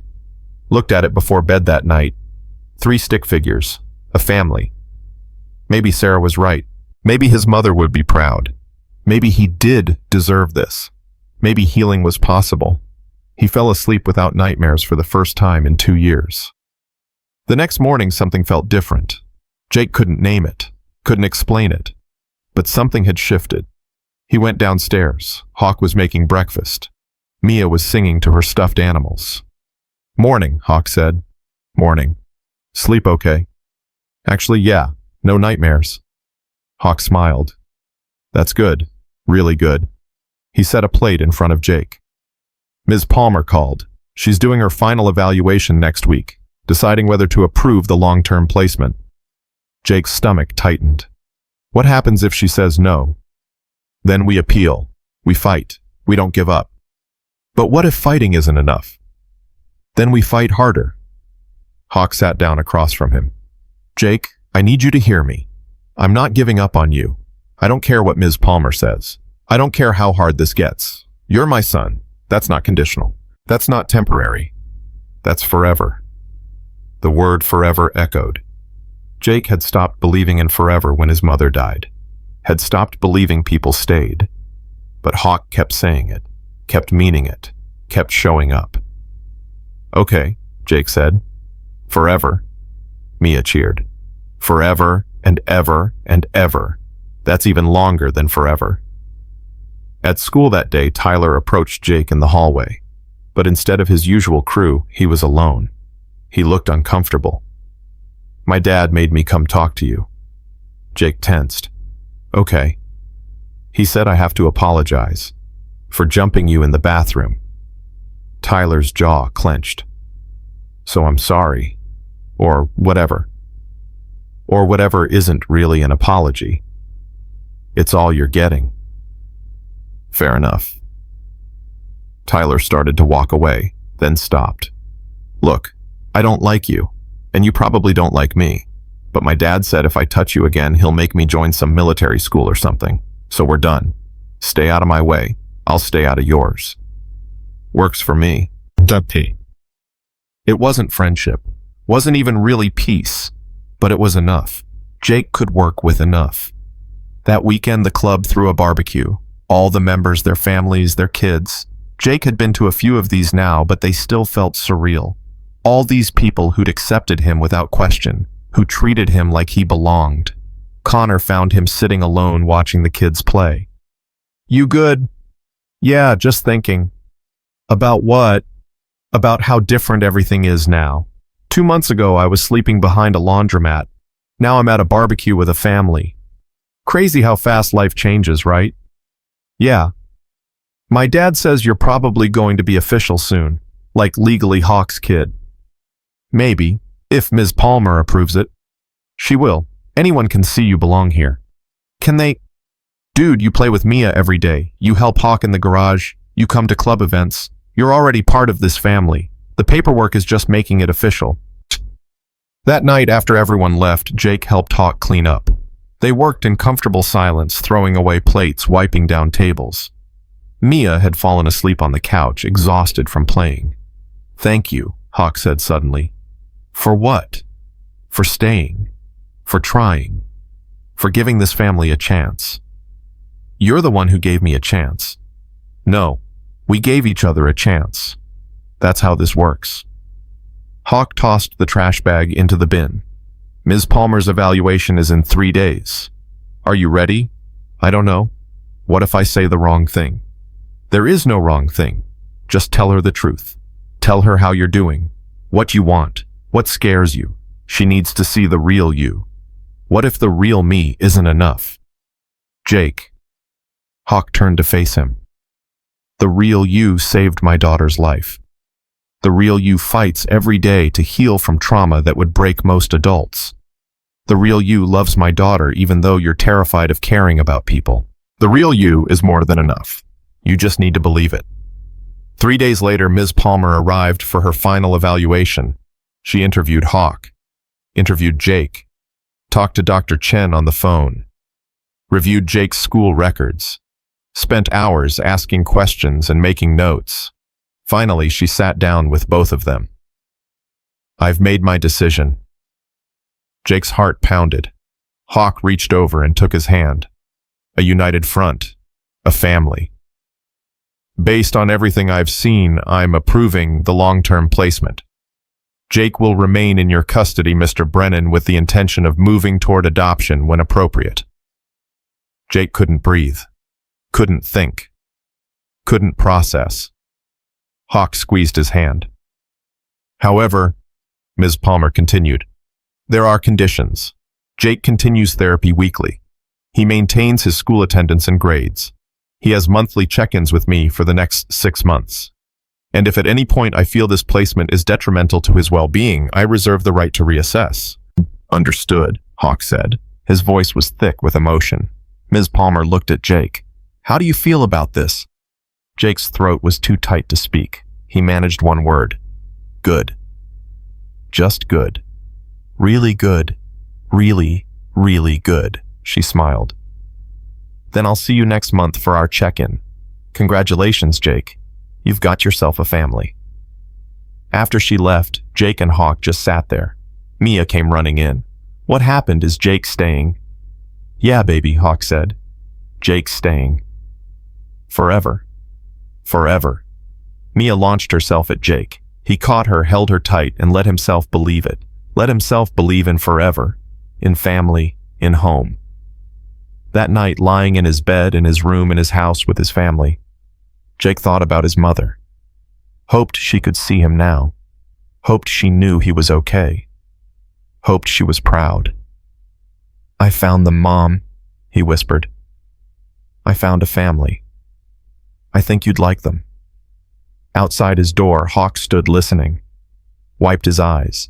Went to check on Mia. Came back and stood outside Jake's room one more time. His son. Jake was his son now. Not officially yet. But soon. And every day until then, Hawk would keep showing up. Keep proving that family wasn't about blood. It was about who stayed. Inside, Jake fell asleep holding Mia's drawing. 3 stick figures holding hands. A family. 2 weeks after Ms. Palmer's approval, Jake woke up to Hawk shaking his shoulder. "Get up, get dressed, we're going somewhere." Jake squinted at the clock. 6 in the morning. "Where?" "You'll see. Wear something nice." "I don't have anything nice." "Check your closet." Jake opened his closet and found a new button-down shirt and khakis hanging there. "When did you buy these?" "Yesterday, while you were at school. Now get moving. We leave in 20 minutes. In the truck, Mia sat in her car seat singing off-key. Jake tried to get information out of Hawk, but got nothing. They drove for 30 minutes before pulling up to a courthouse. Jake's stomach dropped. "Why are we at a courthouse?" "Because today we're filing the adoption papers, making this official." "Wait, what? I thought that took months." Ms. Palmer said we could move toward adoption when appropriate. I think 3 months of you living with us, going to therapy, staying in school, being part of this family, I think that's appropriate. Don't you?" Jake couldn't speak. Hawk came around and opened his door. "You coming, or are you going to sit in the truck all day?" Inside, they met with a lawyer named Mrs. Diaz. She had all the paperwork ready. "Jake, do you understand what adoption means?" "Yeah, it means Hawk becomes my legal father." "It means more than that. It means he has all parental rights and responsibilities. It means you become a Brennan legally. It means your birth certificate gets changed. It means forever." She paused. "Is that what you want?" Jake looked at Hawk, at Mia, who was playing with dolls in the corner, at this family that had chosen him. "Yes, that's what I want." "Then sign here." The pen felt heavy in Jake's hand. He signed his name. Jake Martinez. The last time he'd used that name legally. After today, he'd be Jake Brennan. Hawk signed next, then Mrs. Diaz. "Congratulations. Once the judge approves this, which should be in about 6 weeks, Jake will officially be your son." 6 weeks. 6 weeks until everything was permanent. Final. Real. On the drive home, Jake was quiet. Mia kept talking about how Jake was going to be her real brother now. Hawk glanced over at him. "You okay?" "I don't know. This is happening fast." "Too fast." "No, just fast. 3 months ago I was homeless. Now I'm being adopted. It's a lot." "We can slow down if you need." "No, I don't want to slow down. I'm processing." That night, Jake called Dr. Chen. It was after hours, but she'd given him her cell number for emergencies. "Is everything okay?" she answered. "Yeah, I think so. Hawk filed adoption papers today." "That's wonderful news. What if I'm not ready? What if I mess this up?" "Jake, adoption doesn't mean you have to be perfect. It means you have a family who's committed to you whether you mess up or not." "But what if the mess up is too big? What if I do something that makes him regret adopting me?" "Like what?" "I don't know. What if my trauma is too much? What if the nightmares don't stop? What if I can't ever fully trust anyone? What if—" "Jake, breathe. You're spiraling." He was. His chest was tight. His hands were shaking. "I can't lose this. I can't lose them." "Then don't. But also know that even if you did, which you won't, you'd survive. You've survived worse." "I don't want to just survive anymore. I want to live. You said I deserve to live. Remember?" "I do remember, and I meant it." "So live, Jake. Let yourself be adopted. Let yourself be loved. Let yourself believe this is real." What if believing makes it hurt more when it's taken away? What if believing makes it real enough that it can't be taken away? The question sat with him all night. The next morning at breakfast, Mia asked, "Jake, when you're officially my brother, can we have a party?" "I don't need a party." "Everyone needs parties. Parties have cake." Hawk laughed. "She's got a point. We should celebrate." "Celebrate what? Me signing some papers?" "Celebrate you becoming part of this family permanently. Celebrate you choosing us. Celebrate us choosing you." Hawk poured coffee. "The club wants to do something too.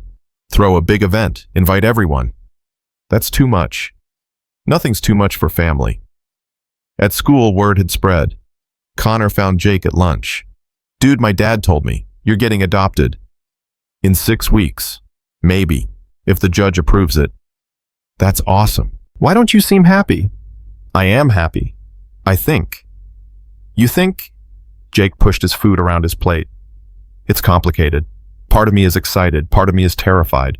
Part of me still doesn't believe it's real." "It's real, man. Hawk's not backing out. I've known him my whole life. When he commits to something, he's all in." "What if I'm not worth committing to?" Connor threw a French fry at him. "Stop that. You saved his daughter's life. You're basically a hero. Of course you're worth it." "That was one moment, one action. That doesn't define who I am." "Maybe not. But how you've handled everything since does. You could have run, could have given up, could have stayed on the streets. But you didn't. You stayed. You fought. You let them in. That's what defines you." That weekend, Betty from the shelter called. "Jake, I heard the news. I'm so proud of you." "Thanks, Betty. I want you to come back to the shelter. Teach CPR with me. Show the others that it's possible, that homeless kids can have happy endings." "I don't know if I'm ready for that." "You're ready. These kids need to see someone like them who made it, who found a family, who survived." Jake thought about it. About the kids still sleeping in alleys, still eating from dumpsters, still thinking they were invisible. "Okay. When?" "Saturday, 10 o'clock. I'll have 15 people in the class. You tell your story, then we teach CPR together."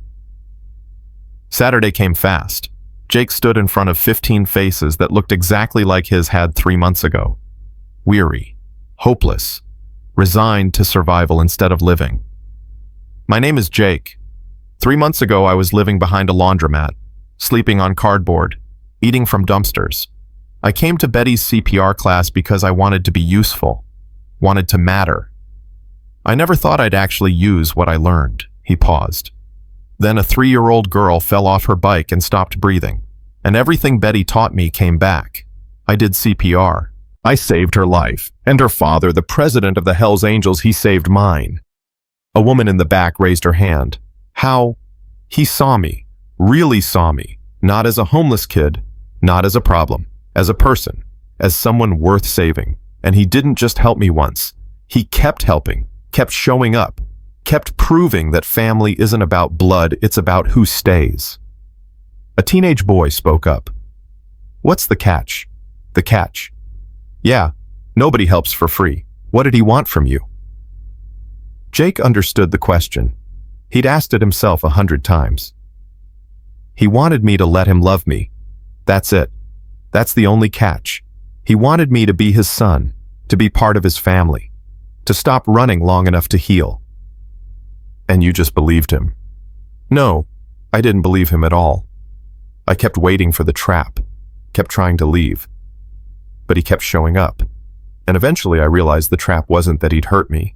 The trap was that I'd hurt myself by running from the best thing that ever happened to me. After class, a girl around 12 approached him. Do you still have nightmares? Sometimes. Do you still get scared? All the time? But you stayed anyway. I stayed anyway. She nodded, like that made sense. Like maybe she could stay too, wherever she ended up. On the drive home, Hawk said, Betty called me after, said you did great. I just told them the truth. The truth is powerful, especially when it gives people hope. Hawk turned down their street. The club wants to talk to you about something. About what? You'll see. At the clubhouse, all the members were waiting. Ghost stepped forward. Jake, we took a vote. We want to start a program, partner with the shelter, teach CPR to homeless people, offer job training, mentorship, help kids like you find families. But we need a name for it. A good name. Something that means something. What are you asking me? We want to call it Jake's Hope, after you. The kid who gave us hope. Who reminded us what this club is really about. Brotherhood. Family. Protecting the vulnerable. Jake's throat was tight. You want to name a program after me. If you'll let us. I don't deserve that. Diesel spoke up. Yeah, you do. You saved Hawk's daughter. You inspired this whole club to be better, to do more, to remember that strength means protecting people, not scaring them. That's worth honoring. Jake looked around at these men, these bikers, these brothers who'd become his family. Okay, yeah, let's do it. The club erupted in cheers. Mia, who'd been sitting with Hawk, ran over and hugged Jake's legs. You're famous. I'm not famous. Yes, you are. You have a program named after you. That's famous. 2 weeks later, Jake's Hope officially launched. The first class had 20 participants, homeless people learning CPR, learning job skills, learning that they mattered. Local news picked it up. Channel 7 sent a reporter. Jake Martinez, the 11-year-old who saved a toddler's life, is now helping others do the same. The reporter interviewed Jake. How does it feel to have a program named after you? It feels like I'm doing what I'm supposed to be doing, helping people who need it, showing them they're not invisible. Do you consider yourself a hero? No, I'm just a kid who learned CPR and used it when it mattered. The real heroes are the people like Betty who teach it. People like Hawk who take in kids nobody wants. People who show up every day and choose to make the world better. The interview aired that night. By morning, it had been shared 10,000 times on social media. People from across the country reached out, wanted to start similar programs, wanted to help homeless youth, wanted to teach CPR. Hawk's phone rang constantly. Jake, you're going viral.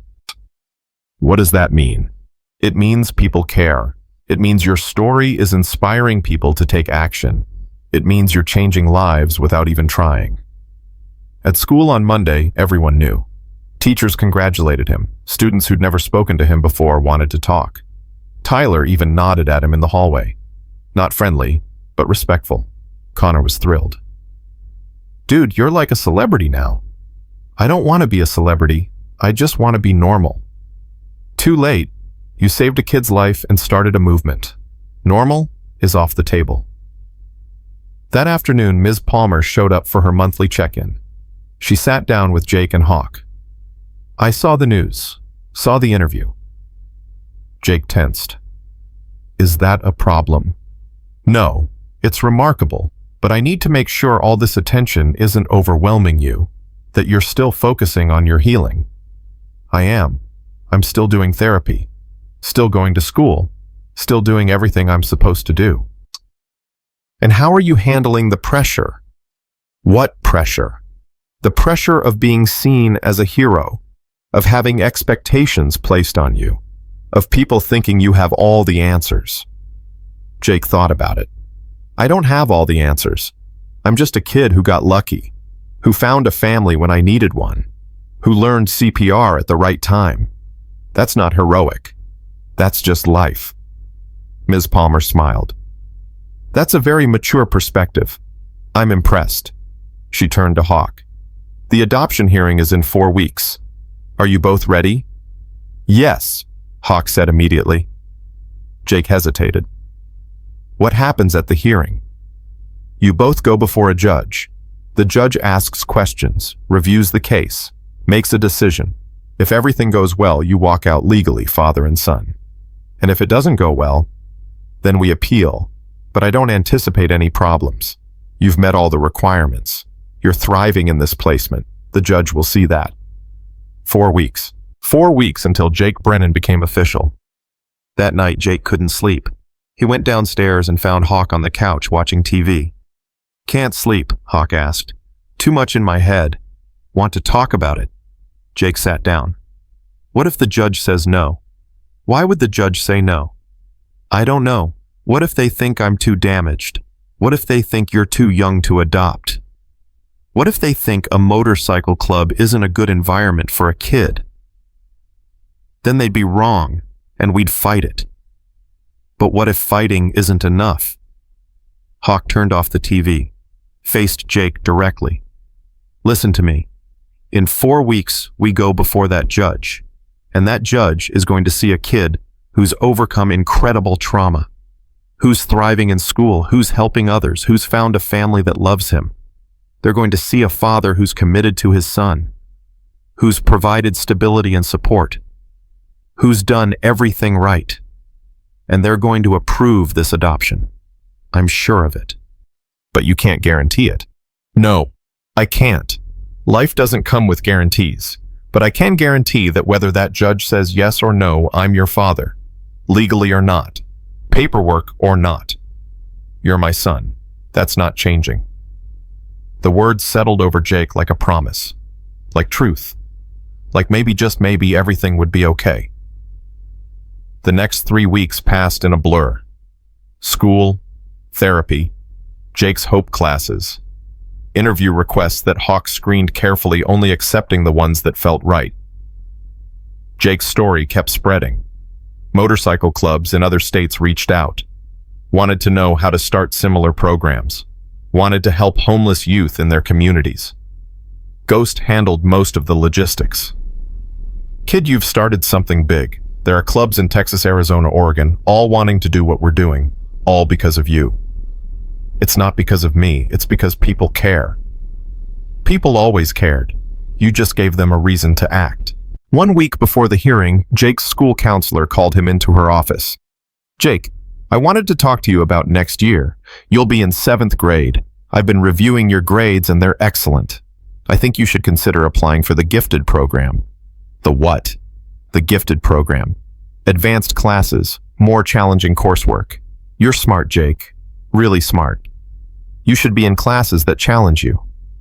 I'm not smart. I was homeless. I missed months of school. And yet you've caught up to your peers and exceeded them in several subjects. That's intelligence. That's determination. That's potential. She handed him a packet. Talk to your dad about it. The application is due in 2 weeks. That night, Jake showed the packet to Hawk. My counselor thinks I should apply for this. Hawk looked it over. This is great. You should do it. I don't know if I'm ready for advanced classes. Jake, you taught yourself mechanics by watching YouTube videos. You learned CPR in 1 session and used it to save a life. You're helping run a nonprofit program. You're more than ready. What if I fail? Then you try again. But you won't fail. You're too stubborn to fail. Jake filled out the application, turned it in, tried not to think about it, tried to focus on the hearing that was now 6 days away. Dr. Chen helped him prepare. The judge is going to ask you questions. Why you want to be adopted, how you feel about Hawk, whether you feel safe. Just tell the truth. What if the truth isn't good enough? Jake, the truth is that you went from homeless to thriving in 3 months, that you found a family who loves you, that you're healing from trauma. That's more than good enough. That's remarkable. The night before the hearing, the whole club gathered at the clubhouse, a pre-celebration they called it. Confident the judge would say yes. Jake wasn't so sure, but he played along. Diesel raised his beer. To Jake, the kid who reminded us what brotherhood really means. Everyone cheered. Jake felt his face heat. Mia climbed onto his lap. Tomorrow, you become my real brother. I'm already your real brother. I know, but tomorrow it's official. That's even better than real. That night, Jake lay in bed staring at the ceiling. Tomorrow. Tomorrow, everything changed, or stayed the same, or fell apart. He didn't know which. A knock on his door. Hawk came in. Can't sleep. Nope. Me either. He sat on the edge of Jake's bed. I keep thinking about the first time I saw you. Doing CPR on Mia. Your hands shaking, but you wouldn't stop. You were terrified, but you did it anyway. I didn't have a choice. You did. You could have run. Could have stayed invisible. But you chose to act. You chose to save her. And in doing that, you saved me too. I didn't save you. Yes, you did. After Sarah died, I was just going through the motions, getting through each day, raising Mia but not really living. Then you came along and reminded me what it means to fight, to hope, to build something from broken pieces. You saved my daughter's life, but you gave me mine back. Jake's vision blurred. I'm scared about tomorrow. Me too. What if it doesn't work out? Then we figure out plan B. But it's going to work out. I know it. Hawk squeezed his shoulder. Get some sleep. Big day tomorrow. But sleep didn't come. Jake was still awake at midnight, at 1, at 2. Finally around 3, exhaustion won. Morning arrived too fast. Hawk made pancakes, but Jake couldn't eat. His stomach was in knots. Mia was too excited to notice his anxiety. She chattered the whole drive to the courthouse. Mrs. Diaz met them outside. You ready? No, Jake admitted. That's normal. Come on. Judge Rodriguez is fair. She'll see what I see. A family that belongs together. The courtroom was smaller than Jake expected. Judge Rodriguez was a woman in her 60s with sharp eyes and a kind smile. She reviewed the paperwork while they waited. Finally, she looked up. Jake Martinez stepped forward. Jake stood. His legs shook. Jake, do you understand why we're here today? Yes, Your Honor. Tell me in your own words. Marcus Brennan wants to adopt me, make me his son legally. And is that what you want? Jake looked at Hawk, at Mia sitting in the gallery, at this family that had chosen him. Yes, that's what I want. Why? The question hung in the air. Why? Why did he want this? Why did he trust these people? Why was he willing to risk his heart again? Because they showed up, Jake said. When I was homeless and invisible and nobody cared if I lived or died, they saw me. Hawk took me in, fed me, gave me a room, gave me a family. And even when I tried to run, even when I pushed them away, they kept showing up. They kept choosing me. And I want to choose them back. Judge Rodriguez made notes. Mr. Brennan, why do you want to adopt Jake? Hawk stood. Because he's my son, maybe not by birth, but by every measure that matters. He's brave and smart and caring. He saved my daughter's life. He's helped start a program that's helping homeless people across the country. He's overcome trauma that would break most adults, and he deserves a family that will fight for him the way he fights every day to heal. I want to be that family. More notes. Then Judge Rodriguez looked at her papers, looked at Jake, looked at Hawk. The silence stretched forever. I've reviewed this case thoroughly. spoken with Ms. Palmer, reviewed Dr. Chen's reports, reviewed Jake's school records and progress reports, and I've made my decision. Jake stopped breathing. Marcus Brennan, you are hereby granted full parental rights and responsibilities for Jake Martinez. Effective immediately, Jake Martinez becomes Jake Brennan. Congratulations, you're officially father and son. The courtroom exploded. Mia screamed with joy. The club members who'd come cheered. Hawk pulled Jake into a hug so tight Jake couldn't breathe. We did it, Hawk whispered. You're my son. Officially. Forever. Jake hugged him back. Let himself cry. Let himself believe. Let himself accept that this was real. This was happening. This was his life now. In the hallway after everyone congratulated them, Ghost clapped Jake on the back. Welcome to the family, brother. For real this time. Mrs. Diaz handed them official papers. His birth certificate will be updated within 6 weeks, but legally, he's Jake Brennan now. Jake Brennan. His new name. His new life. His new everything. On the drive home, Mia sang songs about brothers. Hawk kept glancing at Jake with wet eyes. How do you feel? Different. The same. I don't know. Jake looked at his reflection in the window. Same face, same eyes, but different somehow. I feel like I belong. You do belong. You always did. Now it's just official. That night, the club threw the party Mia had wanted. Cake and music and celebration. People kept congratulating Jake, kept telling him how proud they were, kept treating him like family, because he was family now, legally, officially, permanently. Betty showed up with a gift, a framed certificate. This is from the shelter, official recognition for Jake Brennan, co-founder of Jake's Hope, for your service to the community, for giving homeless people hope and skills and dignity. Jake stared at the certificate, his new name printed there.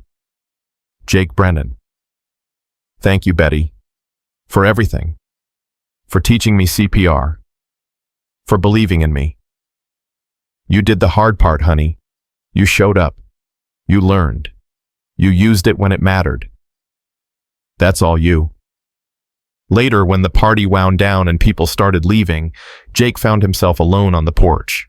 Connor joined him. Big day. Yeah. How's it feel to be official? Scary. Good. Real. You deserve this, you know. You deserve to be happy. I'm starting to believe that. They sat in comfortable silence. Then Connor said, My dad says your program is changing lives. People all over the country are teaching CPR to homeless people now. All because of you. All because I learned CPR and happened to be there when Mia needed help. No. All because you were brave enough to act. Brave enough to stay. Brave enough to let people in. That's what's changing lives, Jake. Not CPR. You. Inside, Hawk was putting Mia to bed. She insisted Jake come say goodnight too. You're my real brother now, so you have to tuck me in. That's the rules. Who made that rule? Me. I'm 3. I make all the rules. Jake tucked her in. She grabbed his hand. I love you, Jake. The words hit him like a wave. Nobody had said those words to him since his mother died. I love you too, Mia. I know, that's why you stayed, because you love us and we love you, and that's what families do. After she fell asleep, Jake found Hawk in the garage. Thank you. Hey. For what? For everything. For seeing me. For choosing me. For making me your son. Thank you for letting me. For trusting me. For being my son. They stood there, father and son, in the quiet of the garage. Outside, motorcycles lined the driveway. Inside, Mia slept peacefully. And between them, a bond forged not by blood, but by choice. By courage. By love. Jake Brennan was home. Finally. Completely. Forever. 6 months after the adoption became official, Jake stood in front of a crowd of 200 people at the Riverside Community Center. His hands were sweating. His heart pounded, but his voice was steady.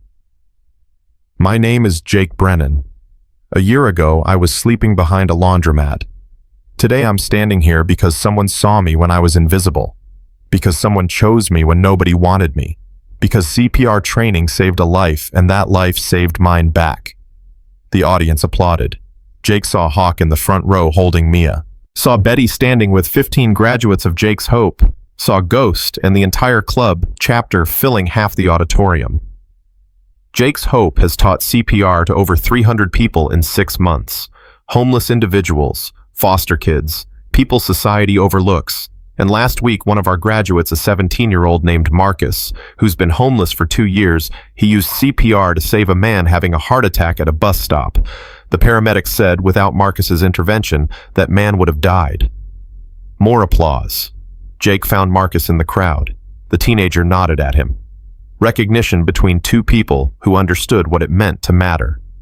We're expanding, Jake continued. 15 motorcycle clubs across 8 states have started their own chapters of Jake's Hope.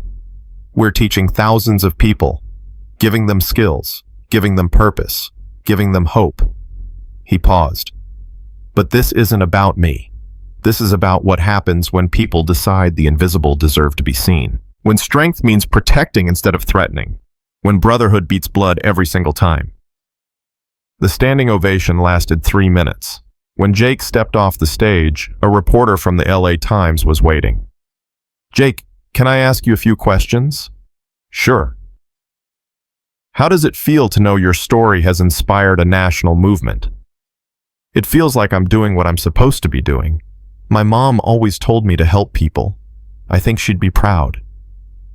What would you say to kids who are currently homeless, who feel invisible? Jake thought about the boy he'd been a year ago. Scared, alone, convinced he didn't matter. I'd say you're not invisible. You're not worthless. You're not a burden. You're a person who deserves love and family and hope. And if you're willing to fight for it, willing to let people in when it terrifies you, willing to believe that good things can happen to broken people, then your story isn't over. It's just beginning. The interview made the front page. Within days, Jake's story went viral again. Talk shows called. Documentary filmmakers wanted to tell his story. Book publishers offered deals. Hawk screened everything carefully. Jake, this is your choice. We can say yes to all of it, some of it, or none of it. Whatever you're comfortable with. What do you think I should do? I think you should do what feels right. What helps people. What honors your mom's memory and Mia's second chance. Jake chose carefully. 1 documentary, 1 book, a handful of speaking engagements at schools and shelters. Enough to spread the message without consuming his life. At school, things had changed completely. Teachers used Jake as an example. This is what courage looks like. This is what making a difference looks like. Students who'd ignored him now wanted to be his friend. Even Tyler approached him one day. I saw your interview, the one with the Times. Okay. It was good. What you said about not giving up on people. Tyler looked uncomfortable. I'm sorry for how I treated you, for jumping you, for being an asshole. Jake studied him, looking for sarcasm, finding genuine regret instead. Why are you apologizing now? Because my dad made me volunteer at a homeless shelter, as punishment for fighting you, and I met kids there who reminded me of you. Kids who'd been through hell. And I realized I could have been one of them. 1 bad break. 1 wrong turn. That's all it takes. Tyler extended his hand. So I'm sorry. For real this time. Jake shook it. Okay. We're good. Connor watched from across the cafeteria. When Tyler left, he came over. Did Tyler just apologize to you? Yeah. Character development. Who knew? Connor sat down. My dad wants to talk to you about something. He wouldn't tell me what. Just said to bring you by the shop after school.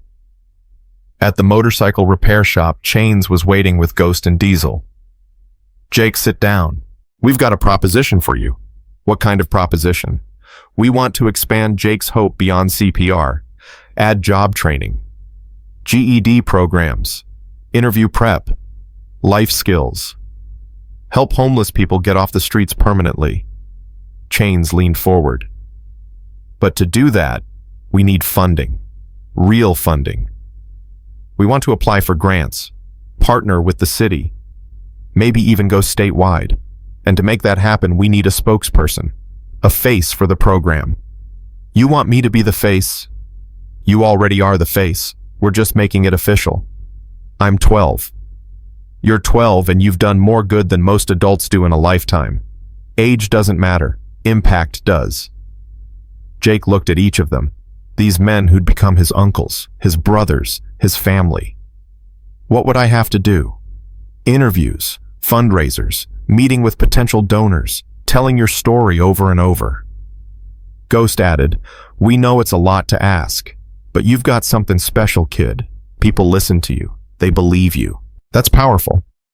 Can I think about it?" "Take all the time you need." That night at dinner, Jake asked Hawk's opinion. "They want me to be the official spokesperson. Do more interviews, fundraising, all that. What do you want to do?"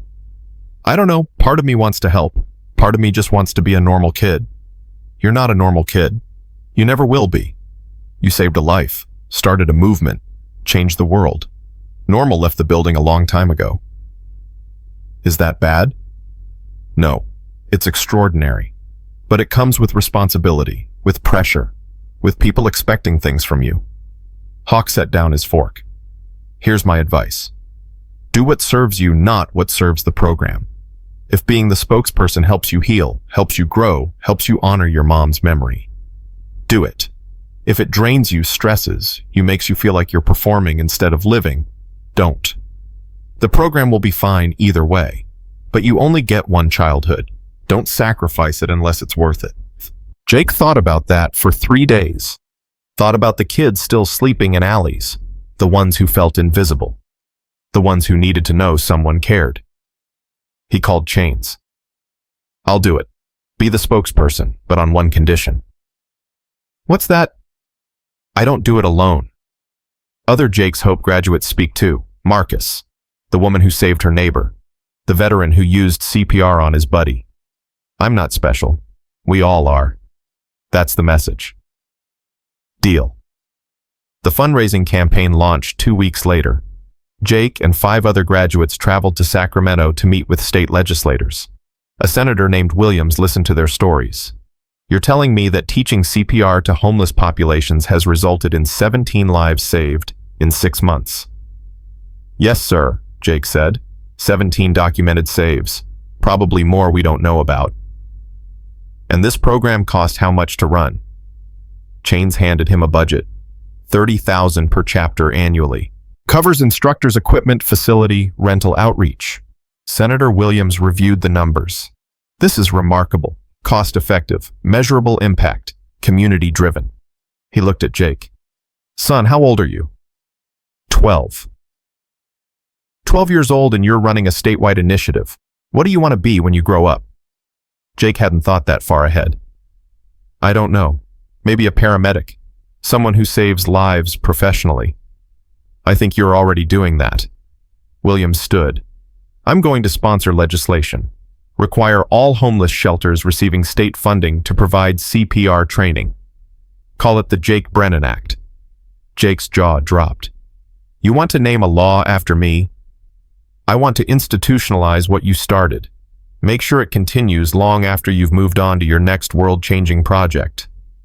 Williams smiled. "Sometimes the best laws come from the people who live the problem. You lived homelessness. You understand what these people need. That perspective is invaluable." 3 months later, the Jake Brennan Act passed unanimously. Every homeless shelter in California was now required to offer free CPR certification. The governor invited Jake to the signing ceremony. Standing on the steps of the state capitol, watching the governor sign his name to a law that bore Jake's name felt surreal, unreal, impossible. Hawk stood beside him. "You okay? I can't believe this is happening." "Believe it. You changed the world, kid. Now it's official." The media coverage exploded again. National news, international outlets. Jake's story spread across continents. Motorcycle clubs in Australia started their own versions of Jake's Hope. Homeless shelters in London requested the curriculum. Dr. Chen helped Jake process it all. How are you handling the attention? It's overwhelming. Sometimes I wake up and forget it's real, forget I'm not still sleeping behind a laundromat. That's trauma. Your brain protecting you from disappointment in case it's taken away. Will that ever stop? Maybe. With time. With continued stability. With proof that good things can last. She paused. How's therapy going otherwise? Better. The nightmares are less frequent. I'm starting to believe Hawk won't leave, that this family is permanent.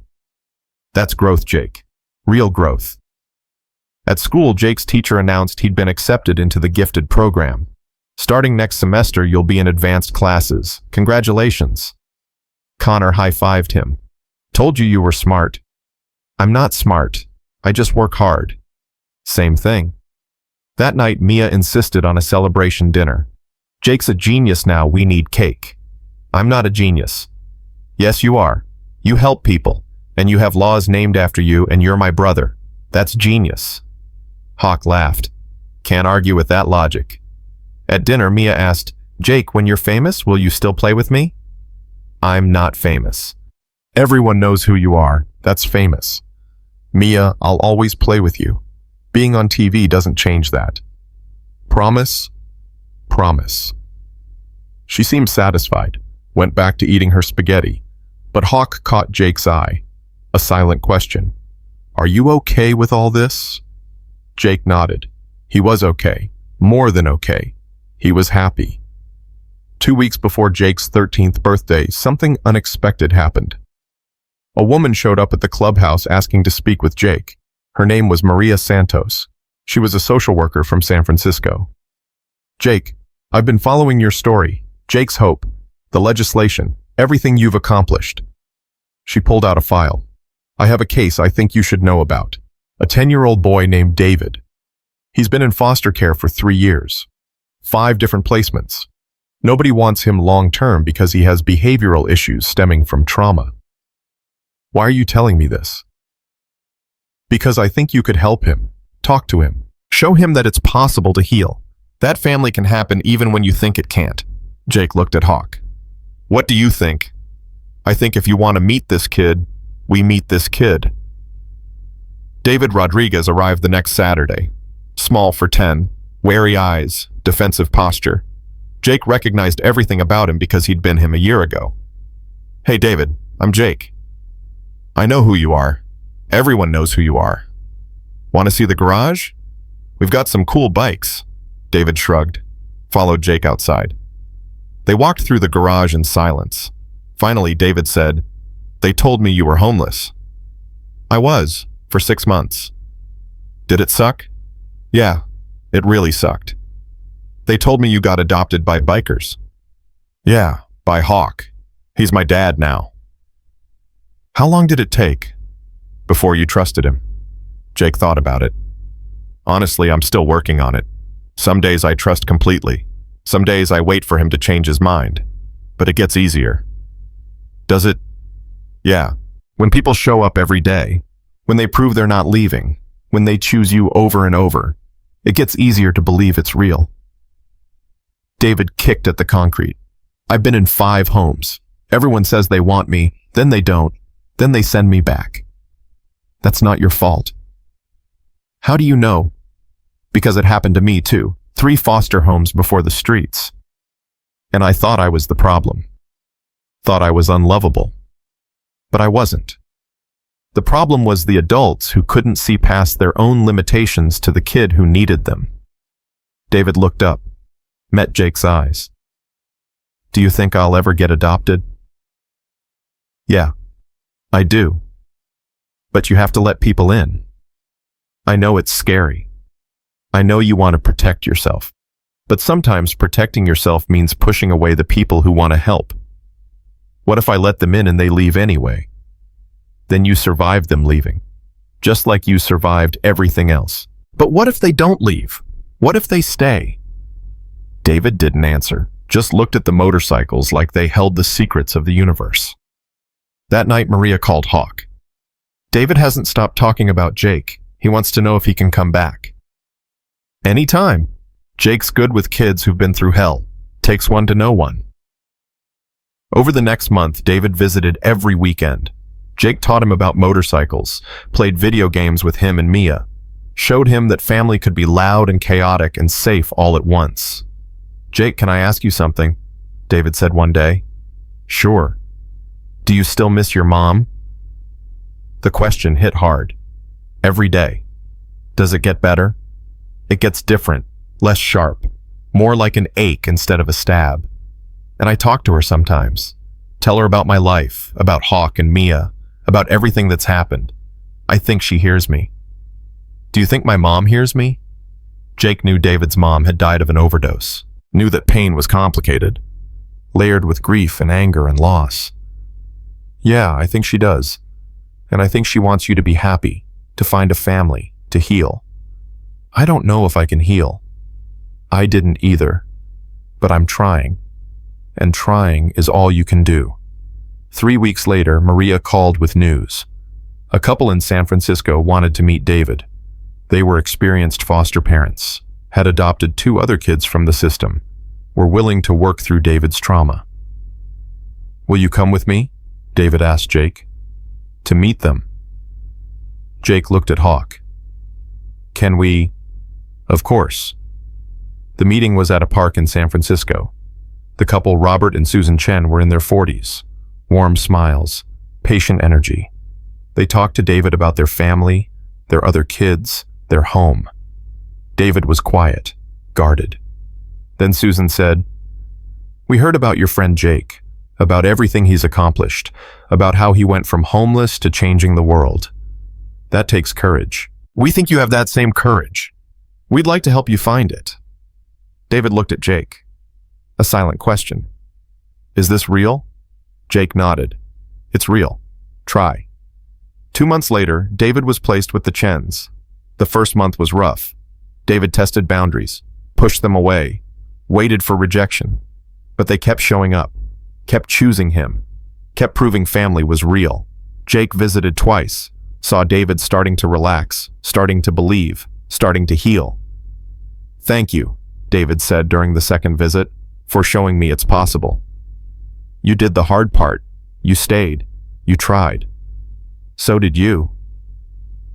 Jake's 13th birthday came with more celebration than he knew what to do with. The club threw a party. Betty brought the entire shelter staff. Maria brought David and 3 other kids Jake had mentored. Connor and the school friends came. Even Tyler showed up with a gift. "You're like the most famous person I know," Tyler said, "and you're not even an asshole about it." "That's impressive." Mia insisted on making Jake's cake herself, with Hawk's help, obviously. It was lopsided and covered in too much frosting, but it was perfect. "Make a wish," Mia demanded. Jake looked around the room, at his family, his friends, his brothers, his life. What was left to wish for? He closed his eyes anyway, wished that every kid sleeping in an alley tonight would find their way home, that every invisible person would be seen, that every broken heart would get a chance to heal. He blew out the candles. Everyone cheered. Later, when the party wound down, Hawk found Jake on the porch. "Good birthday. The best. You know what I realized today? What? A year ago you were homeless. Nobody knew your name. Nobody saw you. Now you've got laws named after you. Programs spreading across the country. Kids looking up to you. A family who loves you." Hawk put his arm around Jake's shoulders. "You did that. You took the worst moment of your life and turned it into something that saves other people's worst moments. I just did CPR. Everything else just happened. No, you chose to act when you could have run. You chose to stay when you could have left. You chose to heal when you could have stayed broken. Those were choices, Jake, your choices, and they changed everything."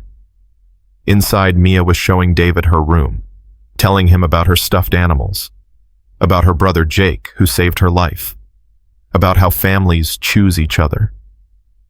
Jake watched through the window. "Do you think we could foster, like the Chens? Help other kids like David?" Hawk was quiet for a moment. You want to? I don't know. Maybe. There are so many kids who need families. We've got room. We've got love. Why not share it? Let me think about it.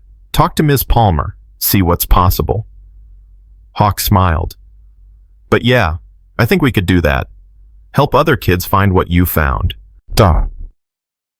6 months later, the Brennan house had a new addition. Carlos, age 9, former foster kid, scared and defensive, and convinced he wasn't worth saving. Jake saw himself in Carlos immediately. Saw the walls, the fear, the certainty that this wouldn't last. Hey, Carlos. I'm Jake. This is my sister Mia. Welcome home. Carlos looked around suspiciously. This isn't home. This is temporary. Maybe. But while you're here, you've got a family, a bed, food, safety. That's not nothing. When do I have to leave? You don't. Not unless you want to. Everyone wants me to leave eventually. Not us. We're kind of stubborn like that. It took Carlos 3 months to believe it. 3 months of Hawk showing up, of Mia sharing her toys, of Jake teaching him that family was real, possible, worth the risk. The adoption paperwork was filed on Carlos's 10th birthday. He cried when Hawk told him, "You want me for real forever. For real forever." Jake's hope continued expanding. 2 years after it started, there were 50 chapters across 12 states, over 2,000 people certified in CPR, 43 documented saves, and countless lives changed by the simple act of being seen. Jake was invited to speak at the White House. The president wanted to honor youth making a difference in their communities. Jake stood in the Rose Garden, 15 years old now, telling his story to the nation. I was invisible once, sleeping in alleys, eating from dumpsters, convinced I didn't matter. Then a 3-year-old girl fell off her bike, and I had a choice. Run away or act. Hide or help. Stay invisible or risk being seen. He paused. I chose to act. I chose to help. I chose to be seen. And that choice changed my life. But more importantly, it changed other people's lives. Because when we choose to see the invisible, when we choose to help the helpless, when we choose to love the unloved, we don't just change one life.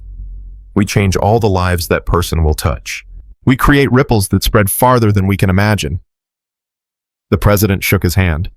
Jake Brennan, you're an American hero. I'm not a hero. I'm just a kid who learned CPR and got lucky. Luck is being prepared when opportunity strikes. You were prepared. You acted. You saved a life. And then you built something that saves even more lives. That's not luck. That's courage. That night, Jake called Dr. Chen. I spoke at the White House today. I saw. You were wonderful. It felt surreal, like it was happening to someone else. That's dissociation, your brain's way of protecting you from overwhelming experiences. Will I ever feel like this is really my life? Maybe, with time, or maybe you'll always feel a little outside of it, like you're watching it happen instead of living it. Either way is okay, Jake. There's no wrong way to process extraordinary circumstances. I miss normal sometimes. Miss being just a kid. You're still just a kid. A kid doing extraordinary things, but still a kid. Don't forget that. At home, Carlos and Mia were arguing about whose turn it was to choose the movie. Hawk was making dinner. The club members were in the garage working on bikes. Everything was normal and chaotic, and exactly what family should be. Jake joined them, settled the argument by suggesting a movie neither had mentioned, helped Hawk with dinner, played with his siblings, lived his life. Later in his room, he looked at the drawing Mia had made 3 years ago. 3 stick figures holding hands, the family that had saved him. Now there were 5 stick figures. Hawk, Jake, Mia, Carlos, and sometimes David when he visited. Family had grown. Love had multiplied. Hope had spread. Jake pulled out his journal. Dr. Chen had suggested he write to his mom sometimes, tell her about his life, process his feelings. He wrote, Dear Mom, I'm 15 now. Can you believe it? I have a dad, a sister, a brother, a whole family. I help people now, teach them CPR, show them they matter. I think you'd be proud. I hope you'd be proud. I wish you could see what became of your little miracle. I wish you could meet Hawk and Mia and everyone who chose me when I was invisible. But maybe you can see. Maybe you're watching. Maybe you know I'm okay now. I'm more than okay. I'm home. I love you. Always. Jake. He closed the journal, looked at the photo of his mother on his desk. She was smiling in the picture, happy, alive. He touched the frame gently. Thank you for teaching me to help people, Mom, for making me brave enough to act when it mattered. Everything good in my life started with what you taught me. I won't forget that. A knock on the door. Hawk poked his head in. You okay? Yeah, just thinking about my mom. Want to talk about it? No, I'm good. Just thanking her for everything. Hawk came in and sat on the bed. She'd be so proud of you, Jake. Of the man you're becoming, the lives you're saving, the impact you're making. I hope so. I know so. And I'm proud too. In case you didn't know. I know. They sat in comfortable silence. Father and son, chosen family, permanent bond. Hawk, yeah. Thank you for seeing me, for choosing me, for making me your son. Thank you for letting me, for staying, for being my son. Downstairs, Mia was calling for them. Dinner was ready. The family was gathering. Life was continuing. Jake and Hawk went downstairs together, sat at the table with Carlos and Mia, said grace, ate dinner, talked about their days, laughed at Mia's jokes, planned the weekend. Normal, beautiful, home. After dinner, Jake's phone buzzed. A text from Marcus, the 17-year-old who'd saved the man at the bus stop. Jake, I got accepted to paramedic school. Full scholarship. Because of Jake's hope. Because you believed in me. Thank you. Jake showed Hawk. Marcus got into paramedic school. That's great. You must be proud. I am. He's going to save so many lives. Just like you. I saved one life. No, Jake. You saved one life with CPR. But you've saved thousands of lives with hope. With programs. With proof that invisible people matter. That homeless kids can have happy endings. That family beats blood every time. You saved Mia that day. But you saved so many more by showing them what's possible. Jake thought about that. About Maria, about David, about Carlos, about the 2,000 people certified through Jake's hope, about the 43 lives saved, about the ripples spreading across the country. Maybe Hawk was right. Maybe he had saved more than one life. Maybe courage multiplied. Maybe hope spread. Maybe one act of bravery really could change everything. That night, lying in bed, Jake thought about the boy he'd been 3 years ago, sleeping behind a laundromat, eating from dumpsters, convinced he was invisible. That boy never could have imagined this life, this family, this impact. But that boy had been brave enough to act when it mattered, brave enough to run toward danger, brave enough to save a life. And in saving that life, he'd saved his own. Everything came back to that moment, that choice, that decision to help instead of hide. Jake closed his eyes and let sleep take him. No nightmares tonight, just dreams of tomorrow, of the kids he'd help, the lives he'd change, the hope he'd spread. He was Jake Brennan, son of Marcus Brennan, brother to Mia and Carlos, founder of Jake's Hope, former homeless kid who'd learned that family wasn't about blood, it was about who showed up, who stayed, who chose you every single day. And he'd been chosen, finally, completely, forever. The invisible boy had been seen. The broken boy had healed. The homeless boy had found his home.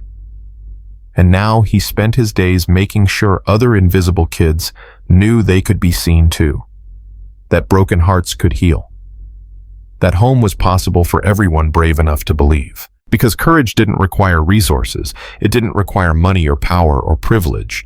It just required heart, required showing up, required choosing to act when you could run away. And if a homeless 11-year-old with mismatched shoes could save a life and change the world, then anyone could. That was the message. That was the legacy. That was what Jake Brennan stood for. Heroes don't always look like you expect. Sometimes they're the people you ignore on street corners. Sometimes they're the kids sleeping in alleys. Sometimes they're the ones society decided weren't worth seeing. But they're there. They're fighting. They're surviving. And if you're brave enough to see them, to help them, to choose them, they might just save your life the way you saved theirs. That's what family means. That's what brotherhood means. That's what hope means. And that's exactly what Jake Brennan proved every single day. He woke up and chose to keep fighting, keep helping, keep showing the world that invisible people deserve to be seen, and that when they are, they change everything.